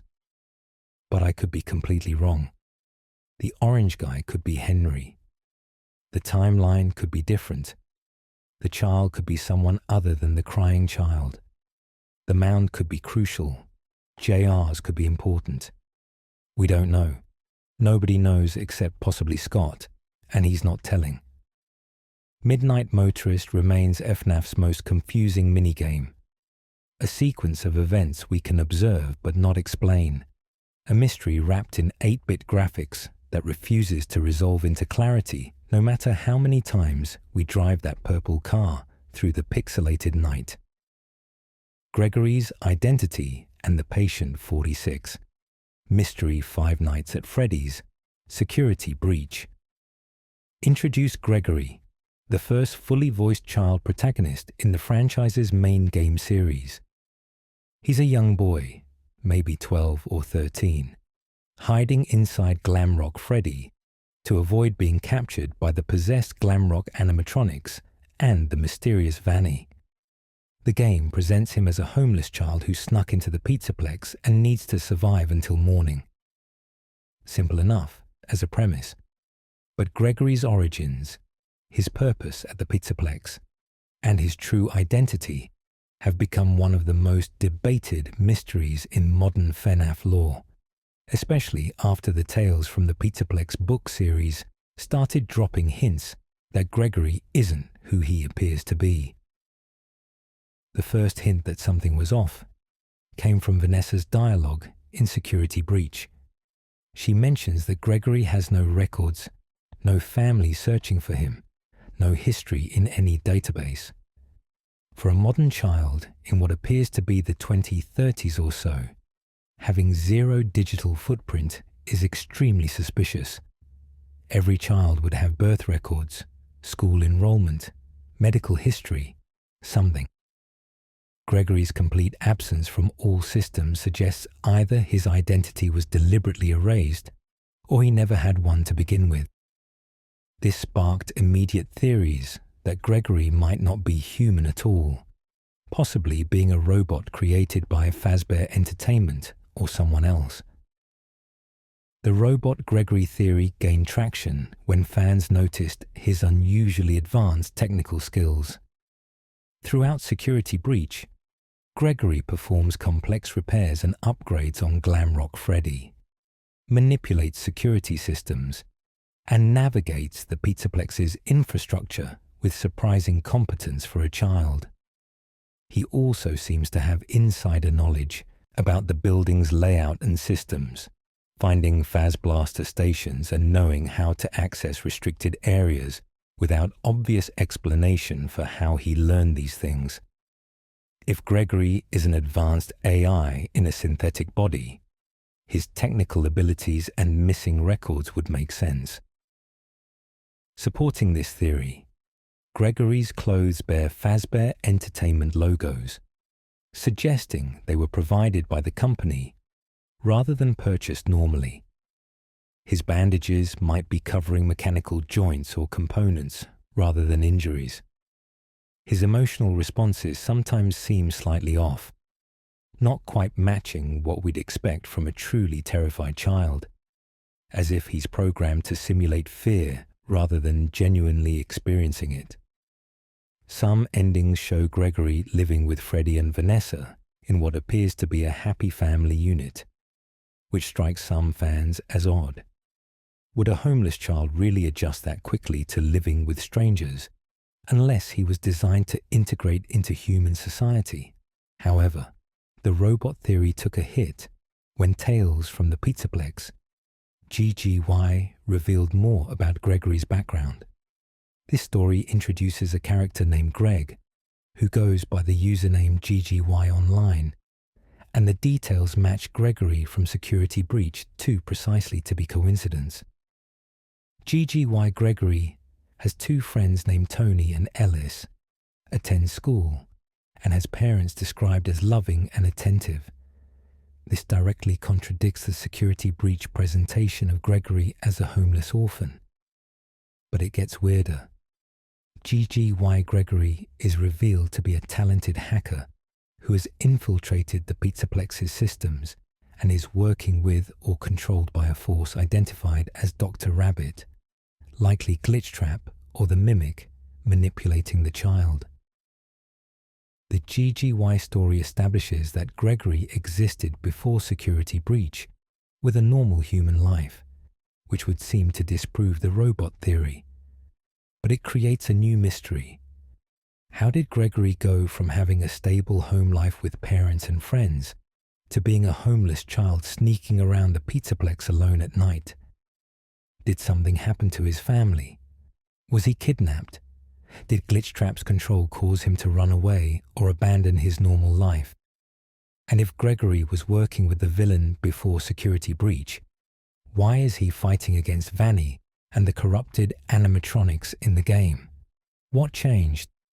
This is where Patient 46 enters the picture. Security Breach's retro CDs, found throughout the Pizzaplex, contain audio logs of therapy sessions with an unnamed patient designated as Patient 46. This child patient is extremely intelligent, skilled with technology, and seems to be manipulating or even harming the therapists assigned to them. Multiple therapists go missing or are found dead in suspicious circumstances after treating Patient 46, suggesting the patient is either directly killing them or arranging their deaths through the Pizzaplex's systems. The therapist describes Patient 46 as having had great parents and a good childhood, but showing concerning behaviors now.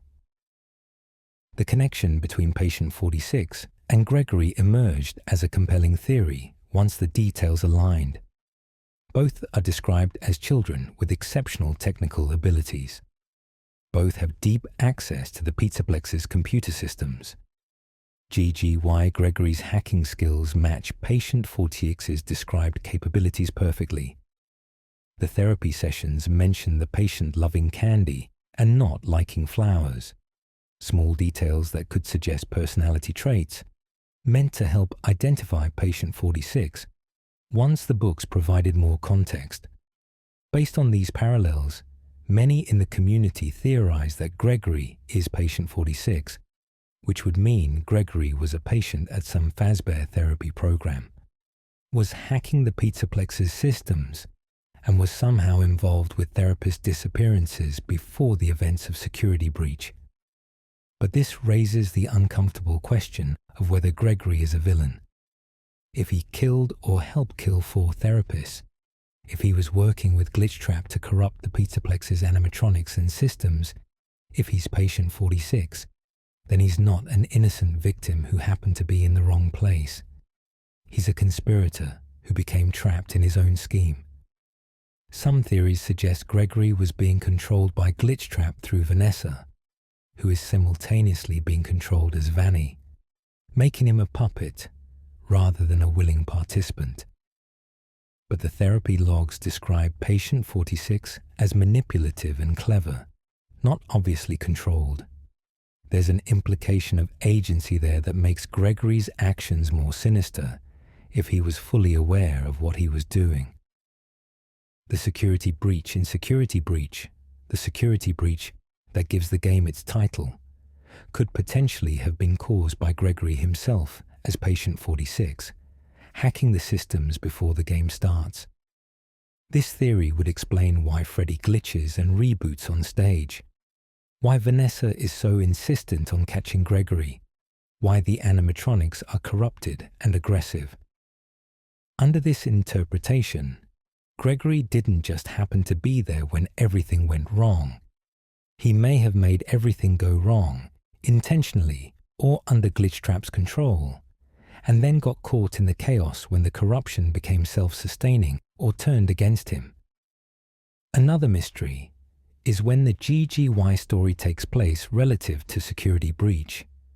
It could be a prequel showing Gregory's normal life before he became patient 46 and then got lost in the Pizzaplex. Or it might be concurrent, showing that Gregory still has a family and friends, even while the Security Breach events are happening, making his apparent homelessness a misunderstanding.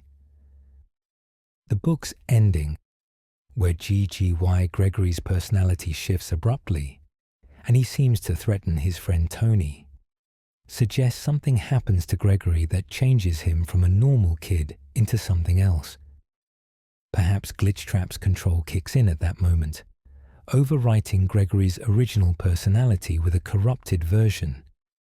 Perhaps the Gregory we meet in Security Breach represents the result of this personality split, with the original Gregory trapped inside, while a patient 46 persona controls most of the time.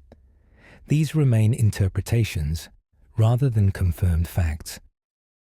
Tales from the Pizzaplex, the storyteller, further complicated matters by introducing an AI called the storyteller that can influence animatronics and rewrite their code through connected systems.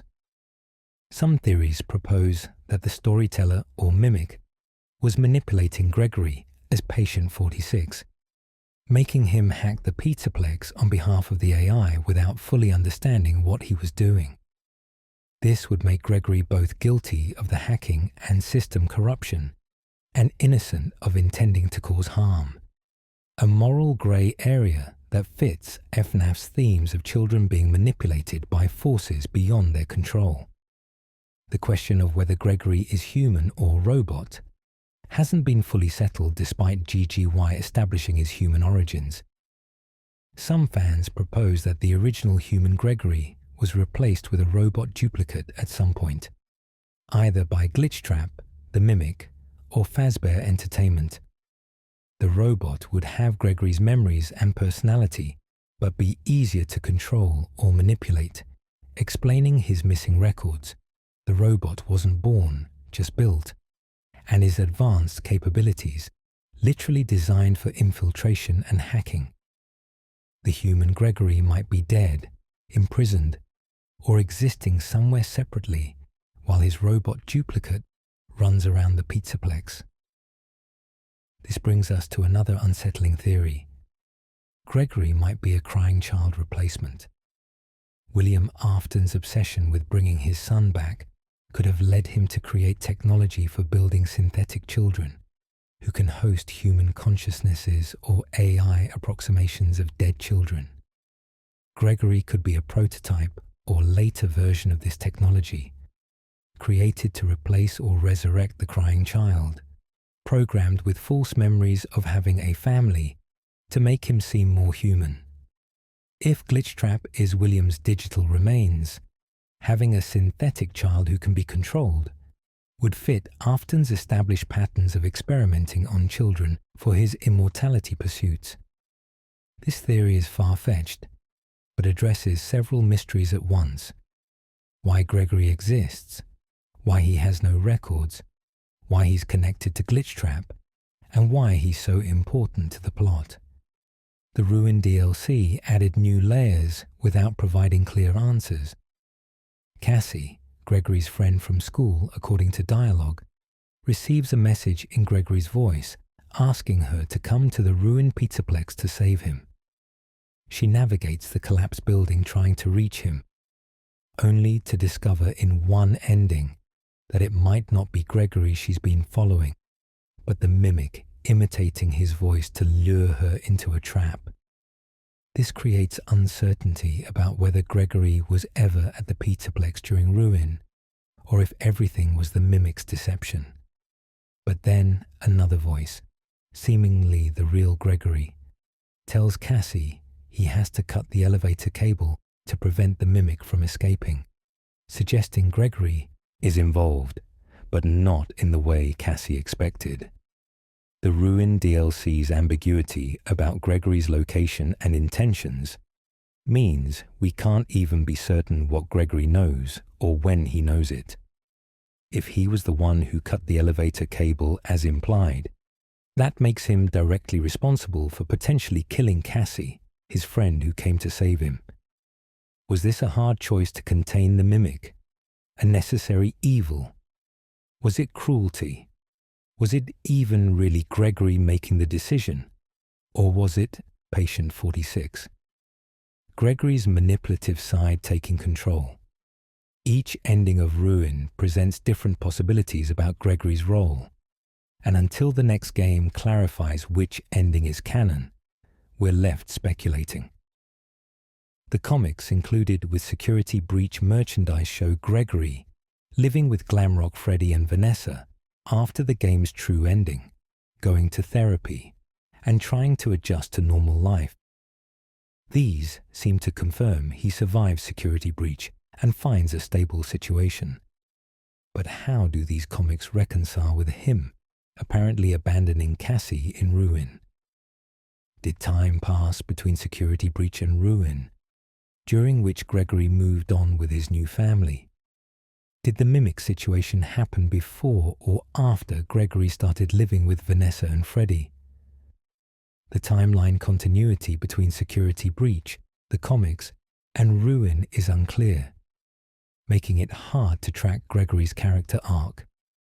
What we can piece together from the available evidence suggests this.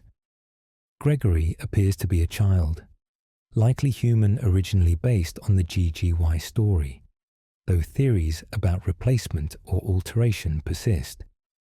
Prior to Security Breach, evidence points to his involvement with hacking the Pizzaplex's systems, though whether this was voluntary or under external control remains unclear. The GGY story establishes he had a normal family life at some point, while the Patient 46 connection suggests he ended up in some form of Fazbear therapy program, where concerning events occurred. During Security Breach, he could be fleeing from consequences of his own actions, or attempting to fix damage he helped cause while under control, or something else entirely. Whether he remains influenced by Glitchtrap or the Mimic, or has broken free of that control, can't be determined with certainty.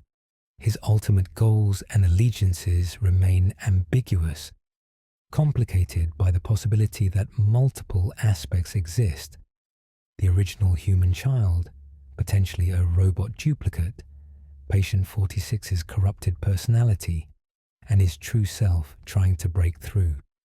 This ambiguity makes Gregory one of FNAF's most complex characters, a protagonist who might also be an antagonist, a victim who might also be a perpetrator, a child who might not even be human.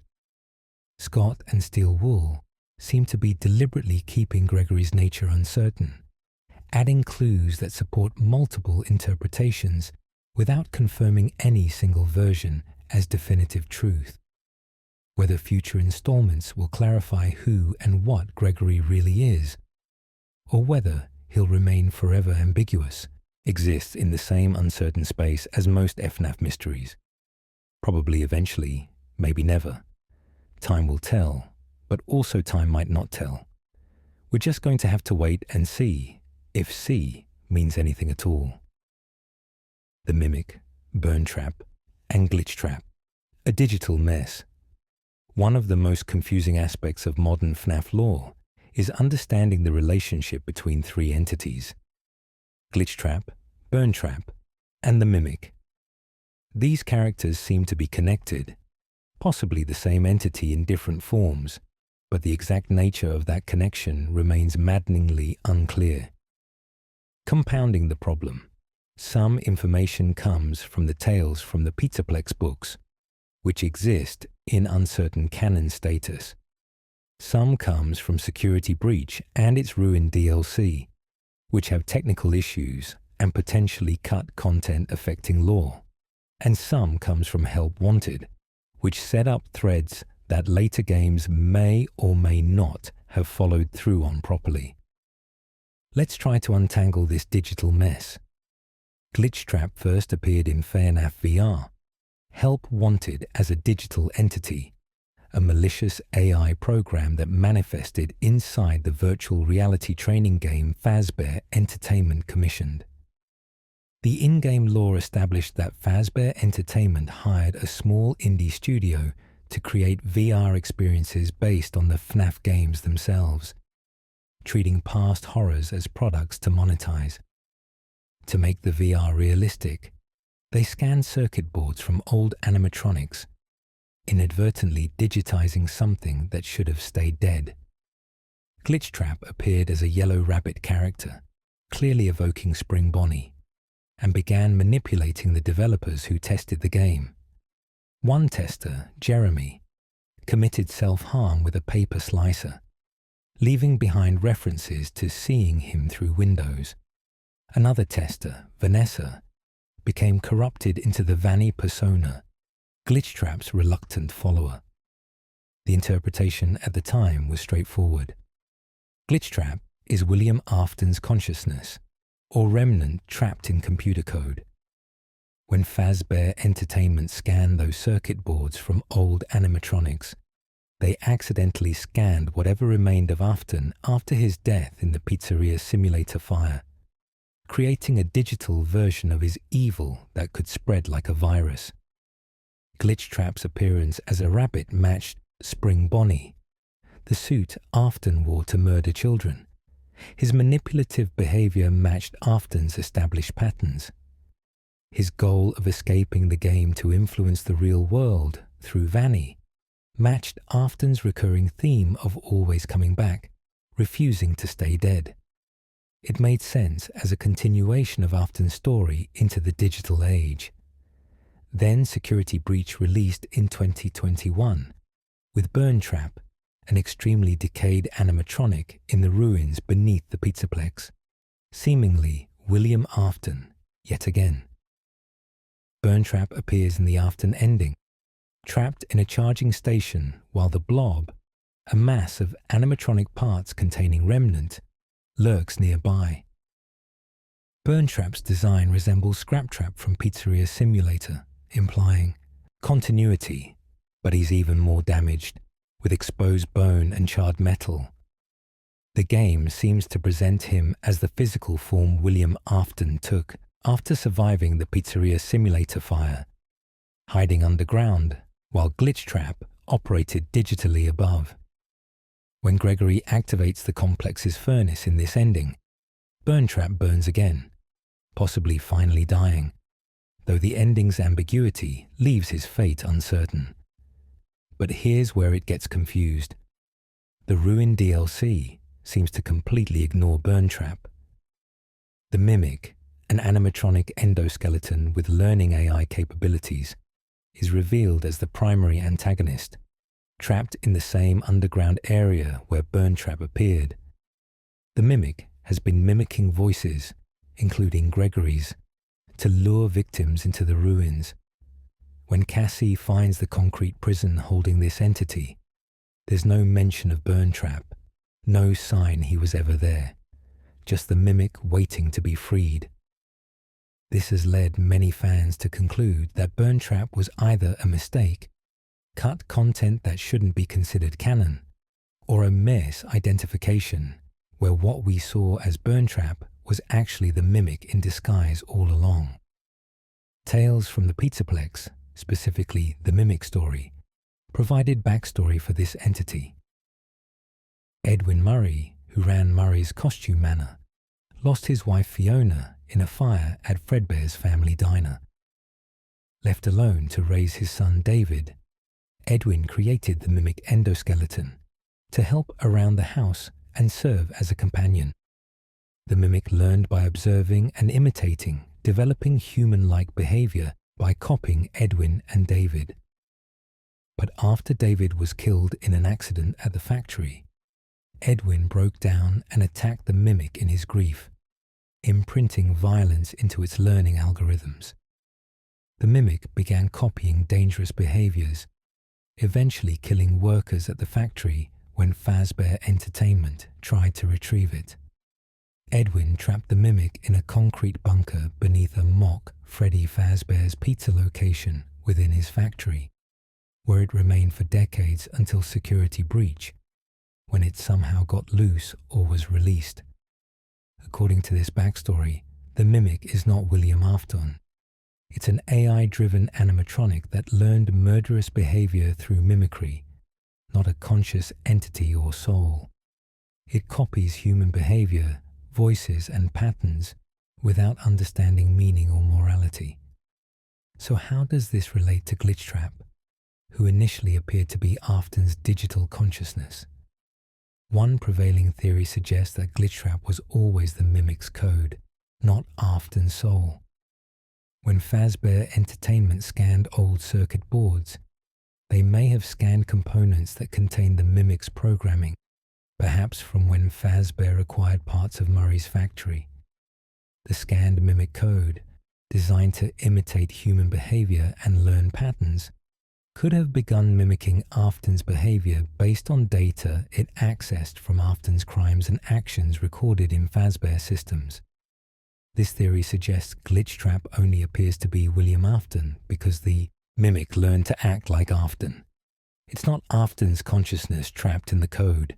It's an AI pretending to be Afton so convincingly that even players and Vanessa couldn't tell the difference. The mimic doesn't have Afton's memories or true intentions. It's just following patterns it observed, doing what Afton would have done because that's what the data taught it to do. This would explain why Glitchtrap seems to have Afton's goals and personality, but might lack some of the depth or personal motivation we'd expect from the actual William Afton.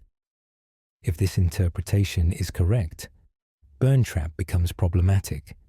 If Burntrap is the real William Afton's physical form surviving in the ruins, and Glitchtrap is the mimic code imitating Afton digitally, we have two separate entities using Afton imagery without clear connection to each other.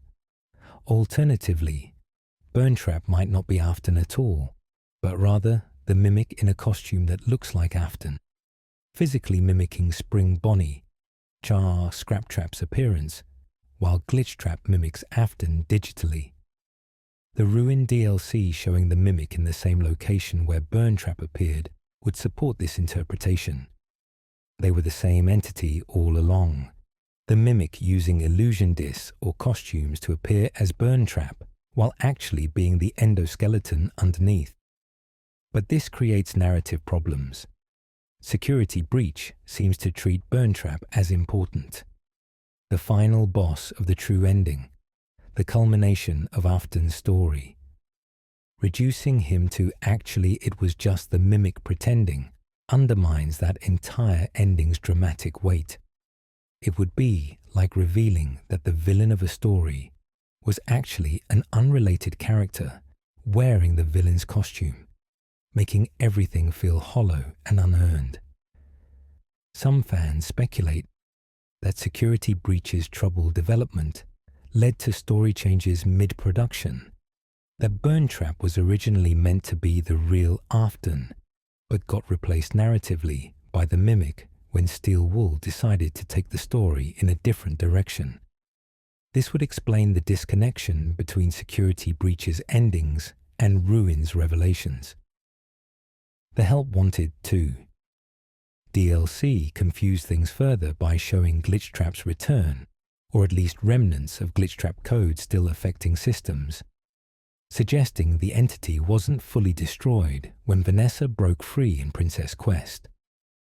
The game depicts a technician, likely Cassie's father, working in VR spaces while Glitchtrap influences events, eventually transforming the technician into Maskbot, an entity Cassie encounters in Ruin. This suggests Glitchtrap has an ongoing presence in the current timeline even after Security Breach, which would be strange if Glitchtrap was just the Mimic's code that should be physically contained in the Mimic's concrete prison. Unless multiple instances of the Mimic's code exist across different systems, able to operate independently despite being based on the same core programming. Another possibility that some fans have proposed: what if Glitchtrap, Burntrap, and the Mimic are three separate entities that have all been conflated incorrectly?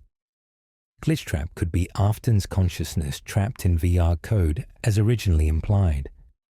Burntrap could be Afton's physical undead form surviving in the ruins. The Mimic could be a completely separate AI endoskeleton that happens to also be in the ruins for unrelated reasons. They might all exist simultaneously without being the same entity, and our assumption that they must be connected is the mistake.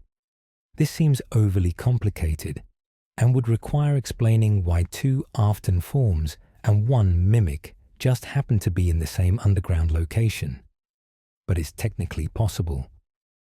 Scott's silence on this specific issue is notable. He hasn't clarified whether Burntrap is the Mimic in costume or a separate entity. He hasn't confirmed that Glitchtrap is the Mimic's code versus Afton's soul. He hasn't explained how the Mimic's backstory from Tales relates to Help Wanted's established lore. He hasn't addressed whether Security Breach's various endings are all equally canon, or if some should be ignored. This leaves the community in the awkward position of trying to reconcile multiple seemingly contradictory pieces of information with no guidance on which sources to prioritize. The practical implication is that we can't currently explain Glitchtrap's nature definitively. Is he William Afton? Is he the Mimic?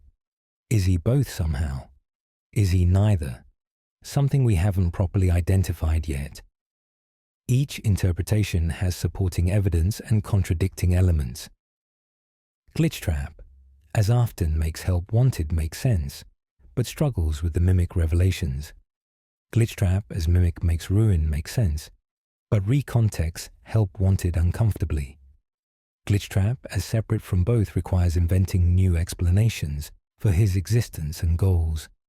Similarly, we can't explain Burntrap's identity or significance. Is he important? Was he a mistake?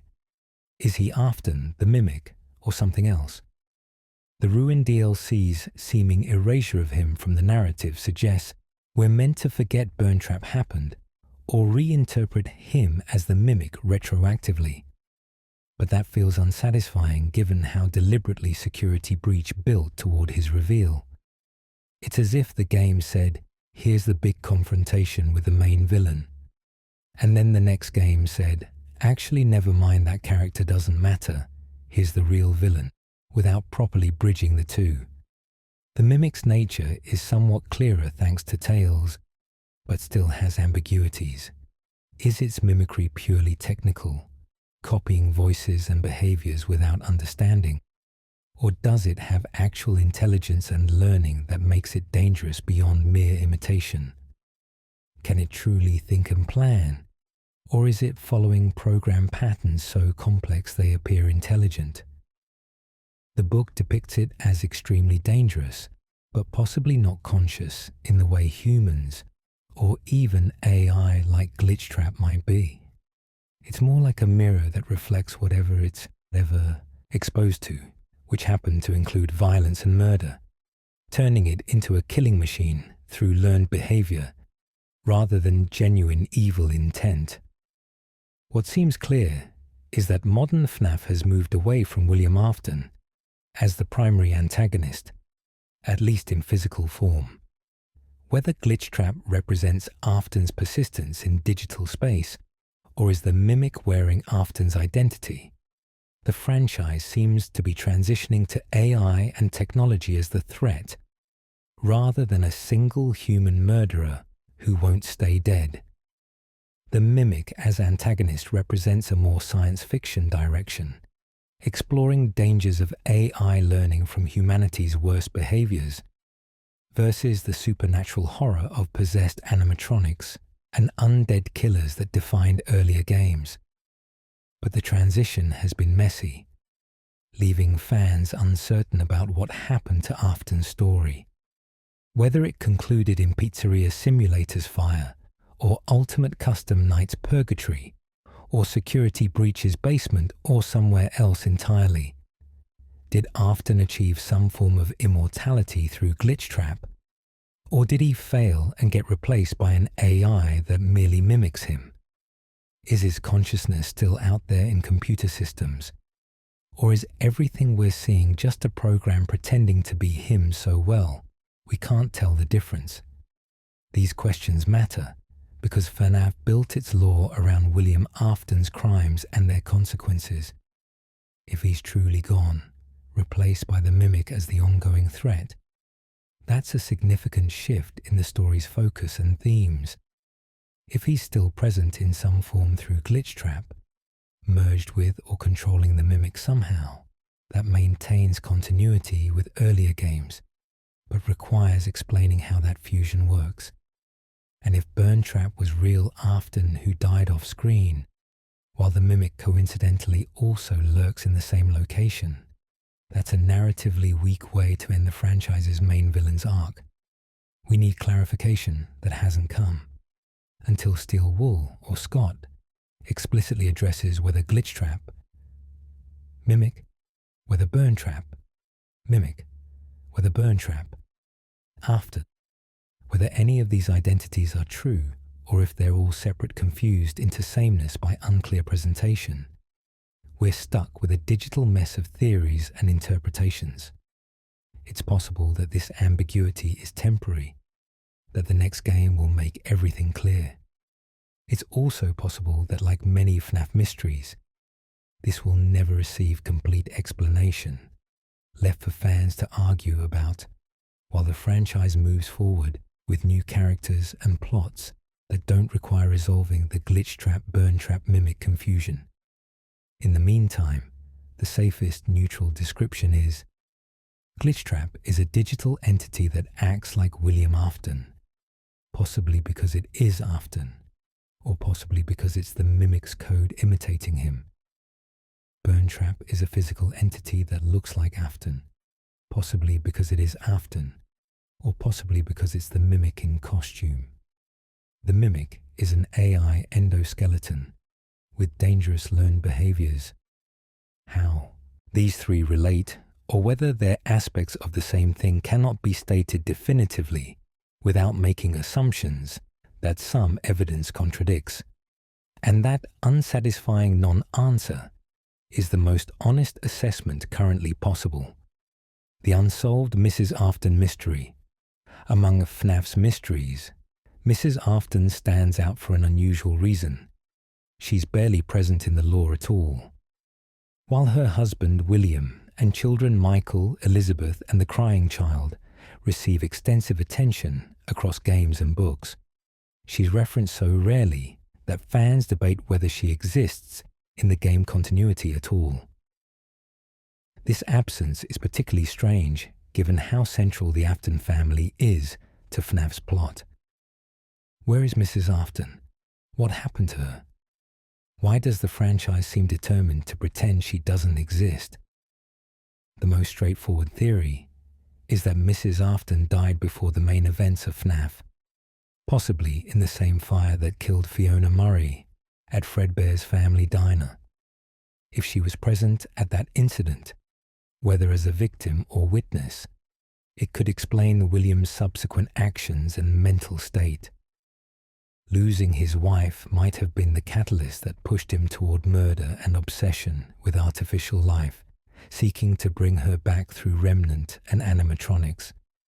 But there's no direct evidence for this. No gravestone, no mention, no references to William grieving a spouse. If she died in that fire, the law has completely failed to acknowledge it. Another theory suggests Mrs. Afton left William before the murders began, recognizing something wrong with him and taking the children, or at least trying to. This would explain why Michael seems to have some distance from his father, why the children appeared to be living in different households at different times. But if she left, where did she go? Why didn't she have custody of Elizabeth or the crying child?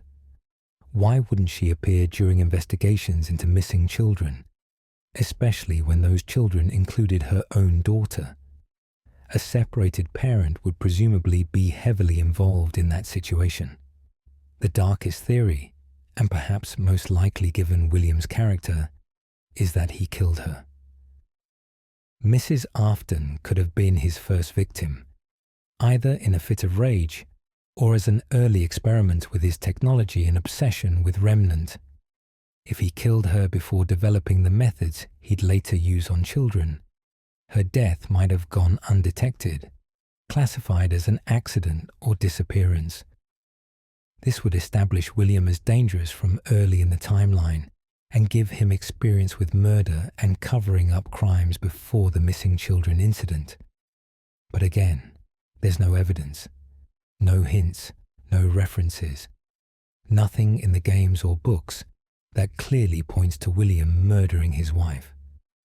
A theory that gained traction in certain fan circles suggests Mrs. Afton's soul possesses Ballora, one of the Funtime animatronics in sister location.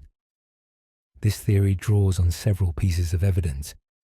Ballora's designers, an elegant dancer with closed eyes, her song lyrics about wanting to be noticed and seen, and her placement as a central figure in Circus Baby's entertainment and rentals.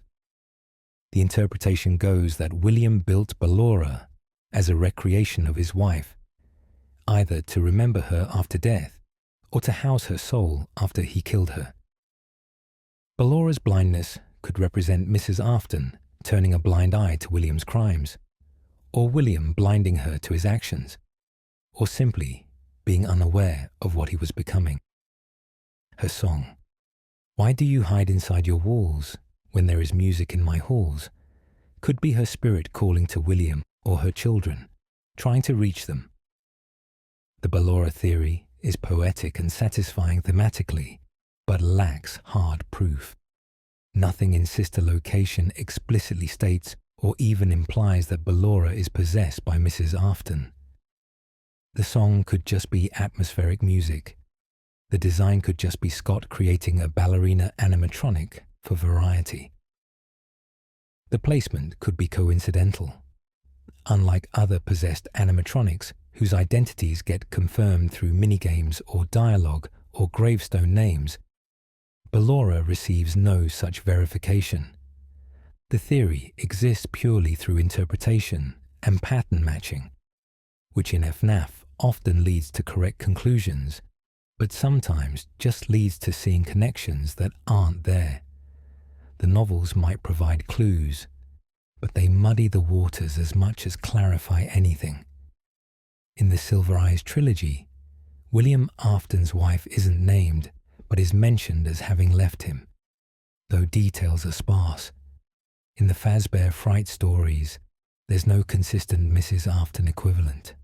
The books seem as uncertain about her as the games, suggesting Scott himself might not have fully developed this character or decided what role she plays in the larger story. Part of the problem is that FNAF focuses heavily on male characters and male relationships. William and Henry's partnership and betrayal, William and Michael's father-son dynamic. Even the victims are roughly balanced between boys and girls. Mrs. Afton, as a wife and mother character, doesn't fit the narrative focus on male grief, male guilt, male violence, male revenge that drives most of the plot. Her absence might not be a mystery so much as a narrative choice to keep the story focused on the father-son chain that runs through the games. Including Mrs. Afton in meaningful ways would require developing her character, giving her agency and storylines, which would distract from William and Michael's arcs that take narrative priority. But this is a meta-explanation, not an in-universe one. From a lore perspective, Mrs. Afton's absence creates a gaping hole. 3 children don't appear from nowhere. Someone gave birth to Michael, Elizabeth, and the crying child. Someone was married to William. Where is she? What's her name? Is she alive or dead? If dead, when and how did she die? If alive, where is she? And why isn't she involved in the story at all? Some fans have noted that FNAF 4's gameplay includes a house that's presumably the Afton household, and we never see any adult female presence. There's an older brother figure, Michael, and a younger brother, crying child, and presumably William exists off-screen, but no mother.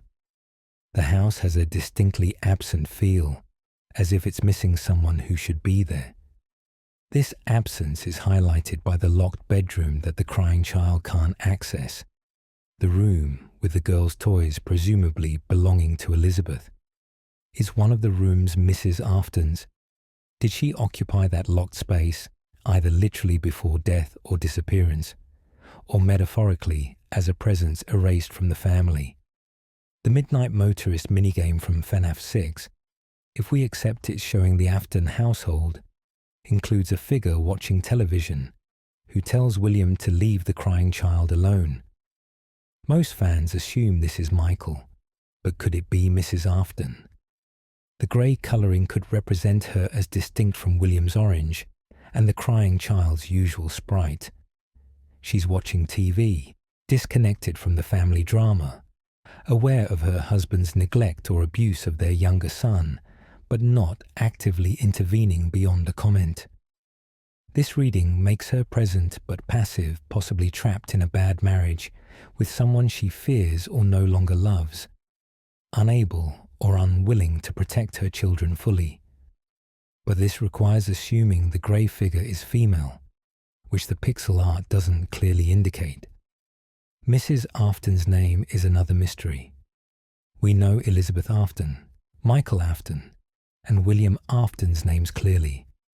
Even the crying child, who lacks an official name, is identified as an Afton. But Mrs. Afton doesn't have a first name that's ever been revealed. She's just Mrs. Afton, or William's wife, in fan discussions, never a person with her own identity. This namelessness is striking compared to how other female characters get names: Charlie Emily, Elizabeth Afton, Susie, Cassidy. Why would Scott reveal minor character names but hide the name of William Afton's wife? One possible explanation is that Mrs. Afton is actually a character we know under a different name, and revealing her married name would spoil something. Could she be related to Henry Emily, perhaps his sister or cousin, making William and Henry brothers-in-law and adding personal betrayal to their professional falling out? Could she be associated with Murray's costume manner, perhaps having worked with Edwin Murray before marrying William? Could she be someone we've met in the games or books without realizing who she was because her connection to William was never stated? This seems overly elaborate, but would explain the deliberate obscuring of her identity. Another possibility is that Mrs. Afton is simply unimportant to the plot Scott wanted to tell. FNAF is about animatronics, possession, remnant, technology bringing the dead back in twisted ways.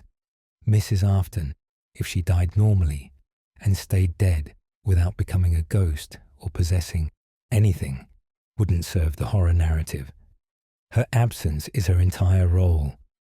The normal person who isn't part of the supernatural cycle, who died or left, and represents the normal world that FNAF's characters have lost access to. She's absence itself, the hole in the family that everything else flows into. But this still feels like inadequate explanation for such a glaring omission. If Scott wanted to minimize her role, he could have included a single line of dialogue. My mother died when I was young from Michael. I lost my wife years ago from William. Your mother isn't here anymore. From anyone to the children. These would acknowledge her existence while maintaining her minor narrative presence. The fact that no such lines exist suggests either Scott didn't think about it, which seems unlikely given his attention to other family details, or he deliberately left her ambiguous for reasons we haven't yet understood. The mystery of Mrs. Afton is perhaps the most frustrating type. The mystery of absence. She should exist based on basic logic and story structure, but she's not there. She should be mentioned at least in passing, but she isn't. She should have a name, a fate, a role in the Afton family's collapse, but all we have is silence. This silence could be significant, hiding something important that revealing her identity or fate would expose. Or it could be insignificant, an oversight or conscious choice to not develop a character who wasn't necessary for the story being told. Until Scott or the games address Mrs. Afton directly, she'll remain in this liminal space of existing but not existing, present but absent. A character who must be real but is treated as if she never was. It's fitting in a way for a franchise about souls trapped in machines and memories that won't fade, and past events that refuse to stay buried. Mrs. Afton is trapped in the gap between what should be and what is. Mentioned just enough that we know she's missing, but never enough that we know where she went. Conclusion. Embracing the ambiguity, we've walked through the major unsolved mysteries of Five Nights at Freddy's, the questions that remain open despite years of theorizing and discussion and hope for revelation. The locked box that not even Scott remembers the contents of. The crying child's name lost in logbook puzzles and speculation. Golden Freddy's dual nature and Cassidy's vengeful persistence. Shadow Freddy and Shadow Bonnie's agony-formed existence or Springlock victim origins. The bite of 87's eternal ambiguity about culprit and victim. FNAF 4's reality warping between dream and experiment and memory. Midnight Motorist's pixelated confusion. Gregory's transformation from normal child to Patient 46 hacker. The Glitchtrap Burntrap mimic identity crisis. Mrs. Afton's complete absence from a story about her family's destruction. These mysteries span the franchise's timeline, touching every major game and storyline, affecting how we interpret events and characters. What unites all these mysteries is that they're unlikely to receive definitive answers. Some because Scott Cawthon has admitted he's lost track of the solutions.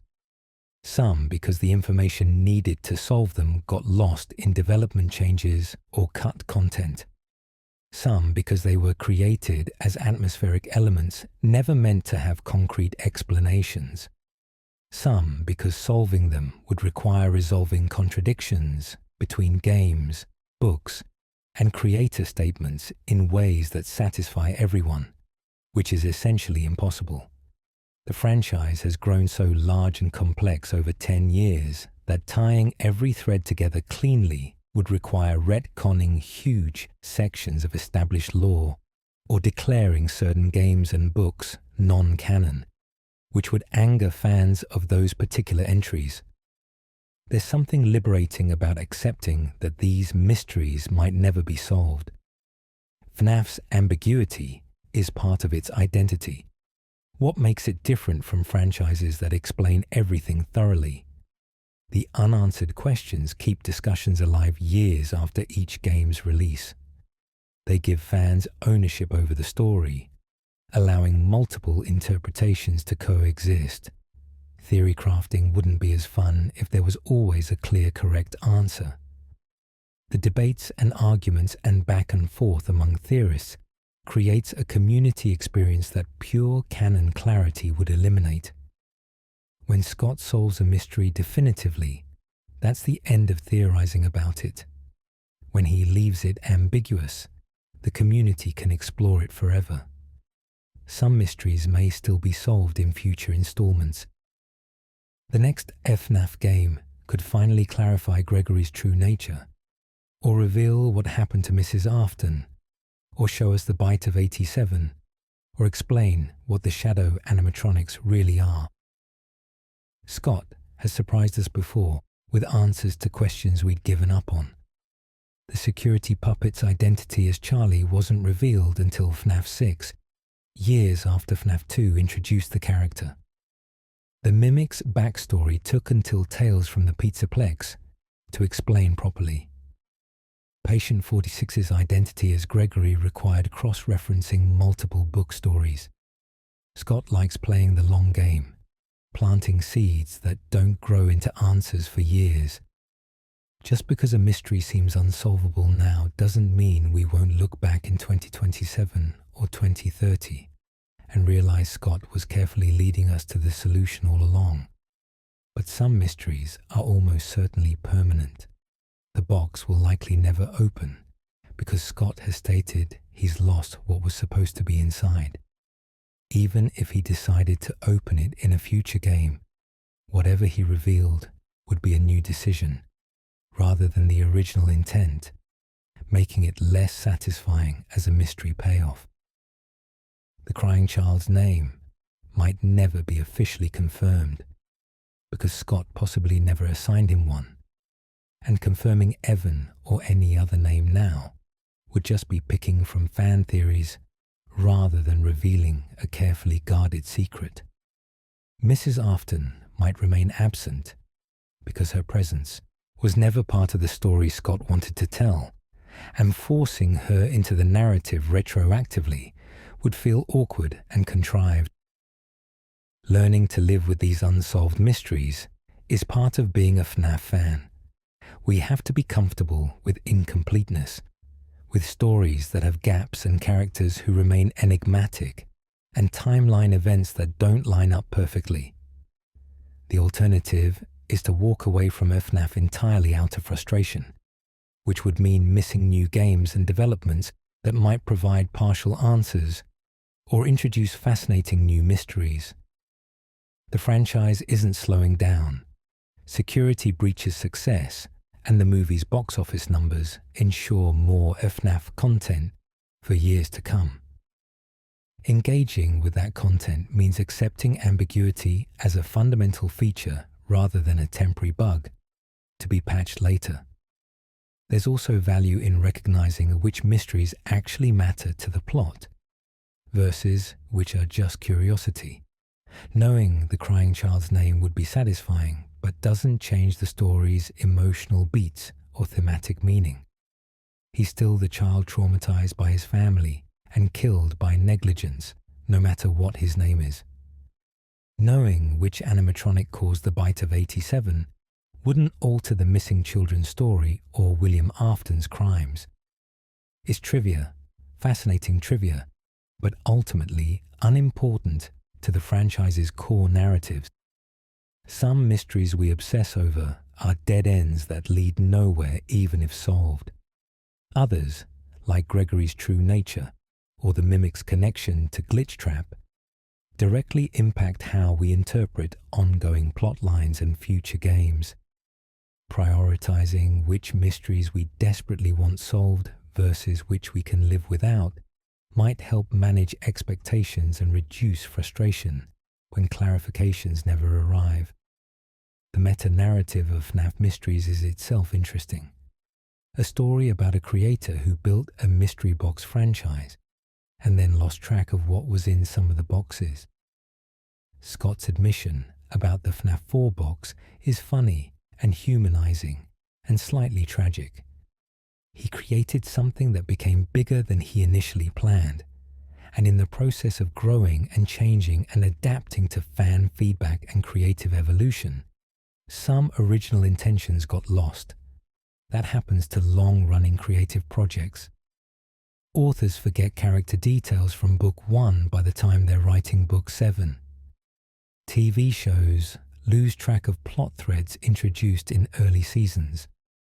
George R.R. Martin has spent over a decade trying to write the next Game of Thrones book, partially because the story grew so large he can't untangle all the plot threads he created.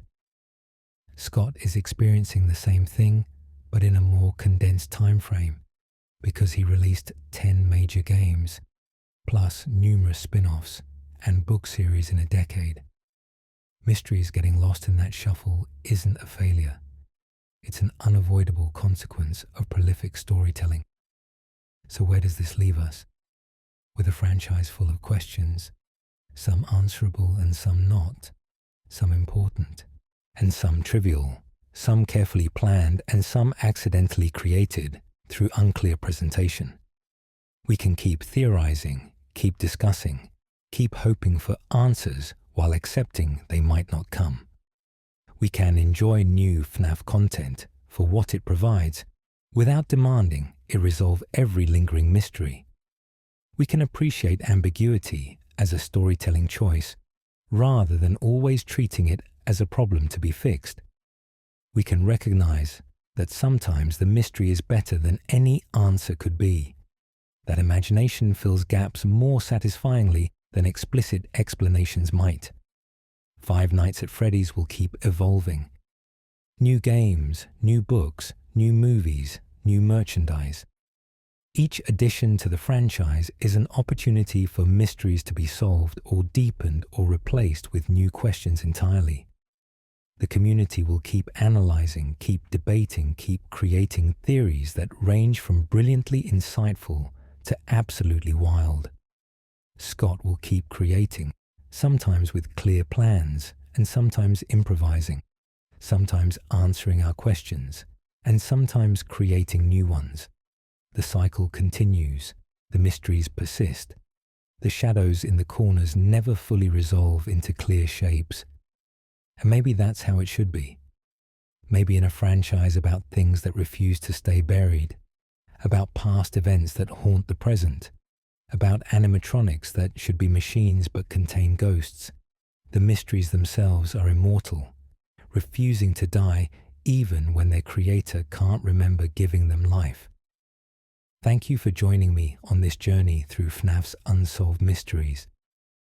If you enjoyed this exploration of the questions that keep us awake theorizing into the night, please like and subscribe. And remember, some boxes are better left locked, some names better left unknown, some bites better left unsolved. The mystery is part of the horror, and the horror never really ends.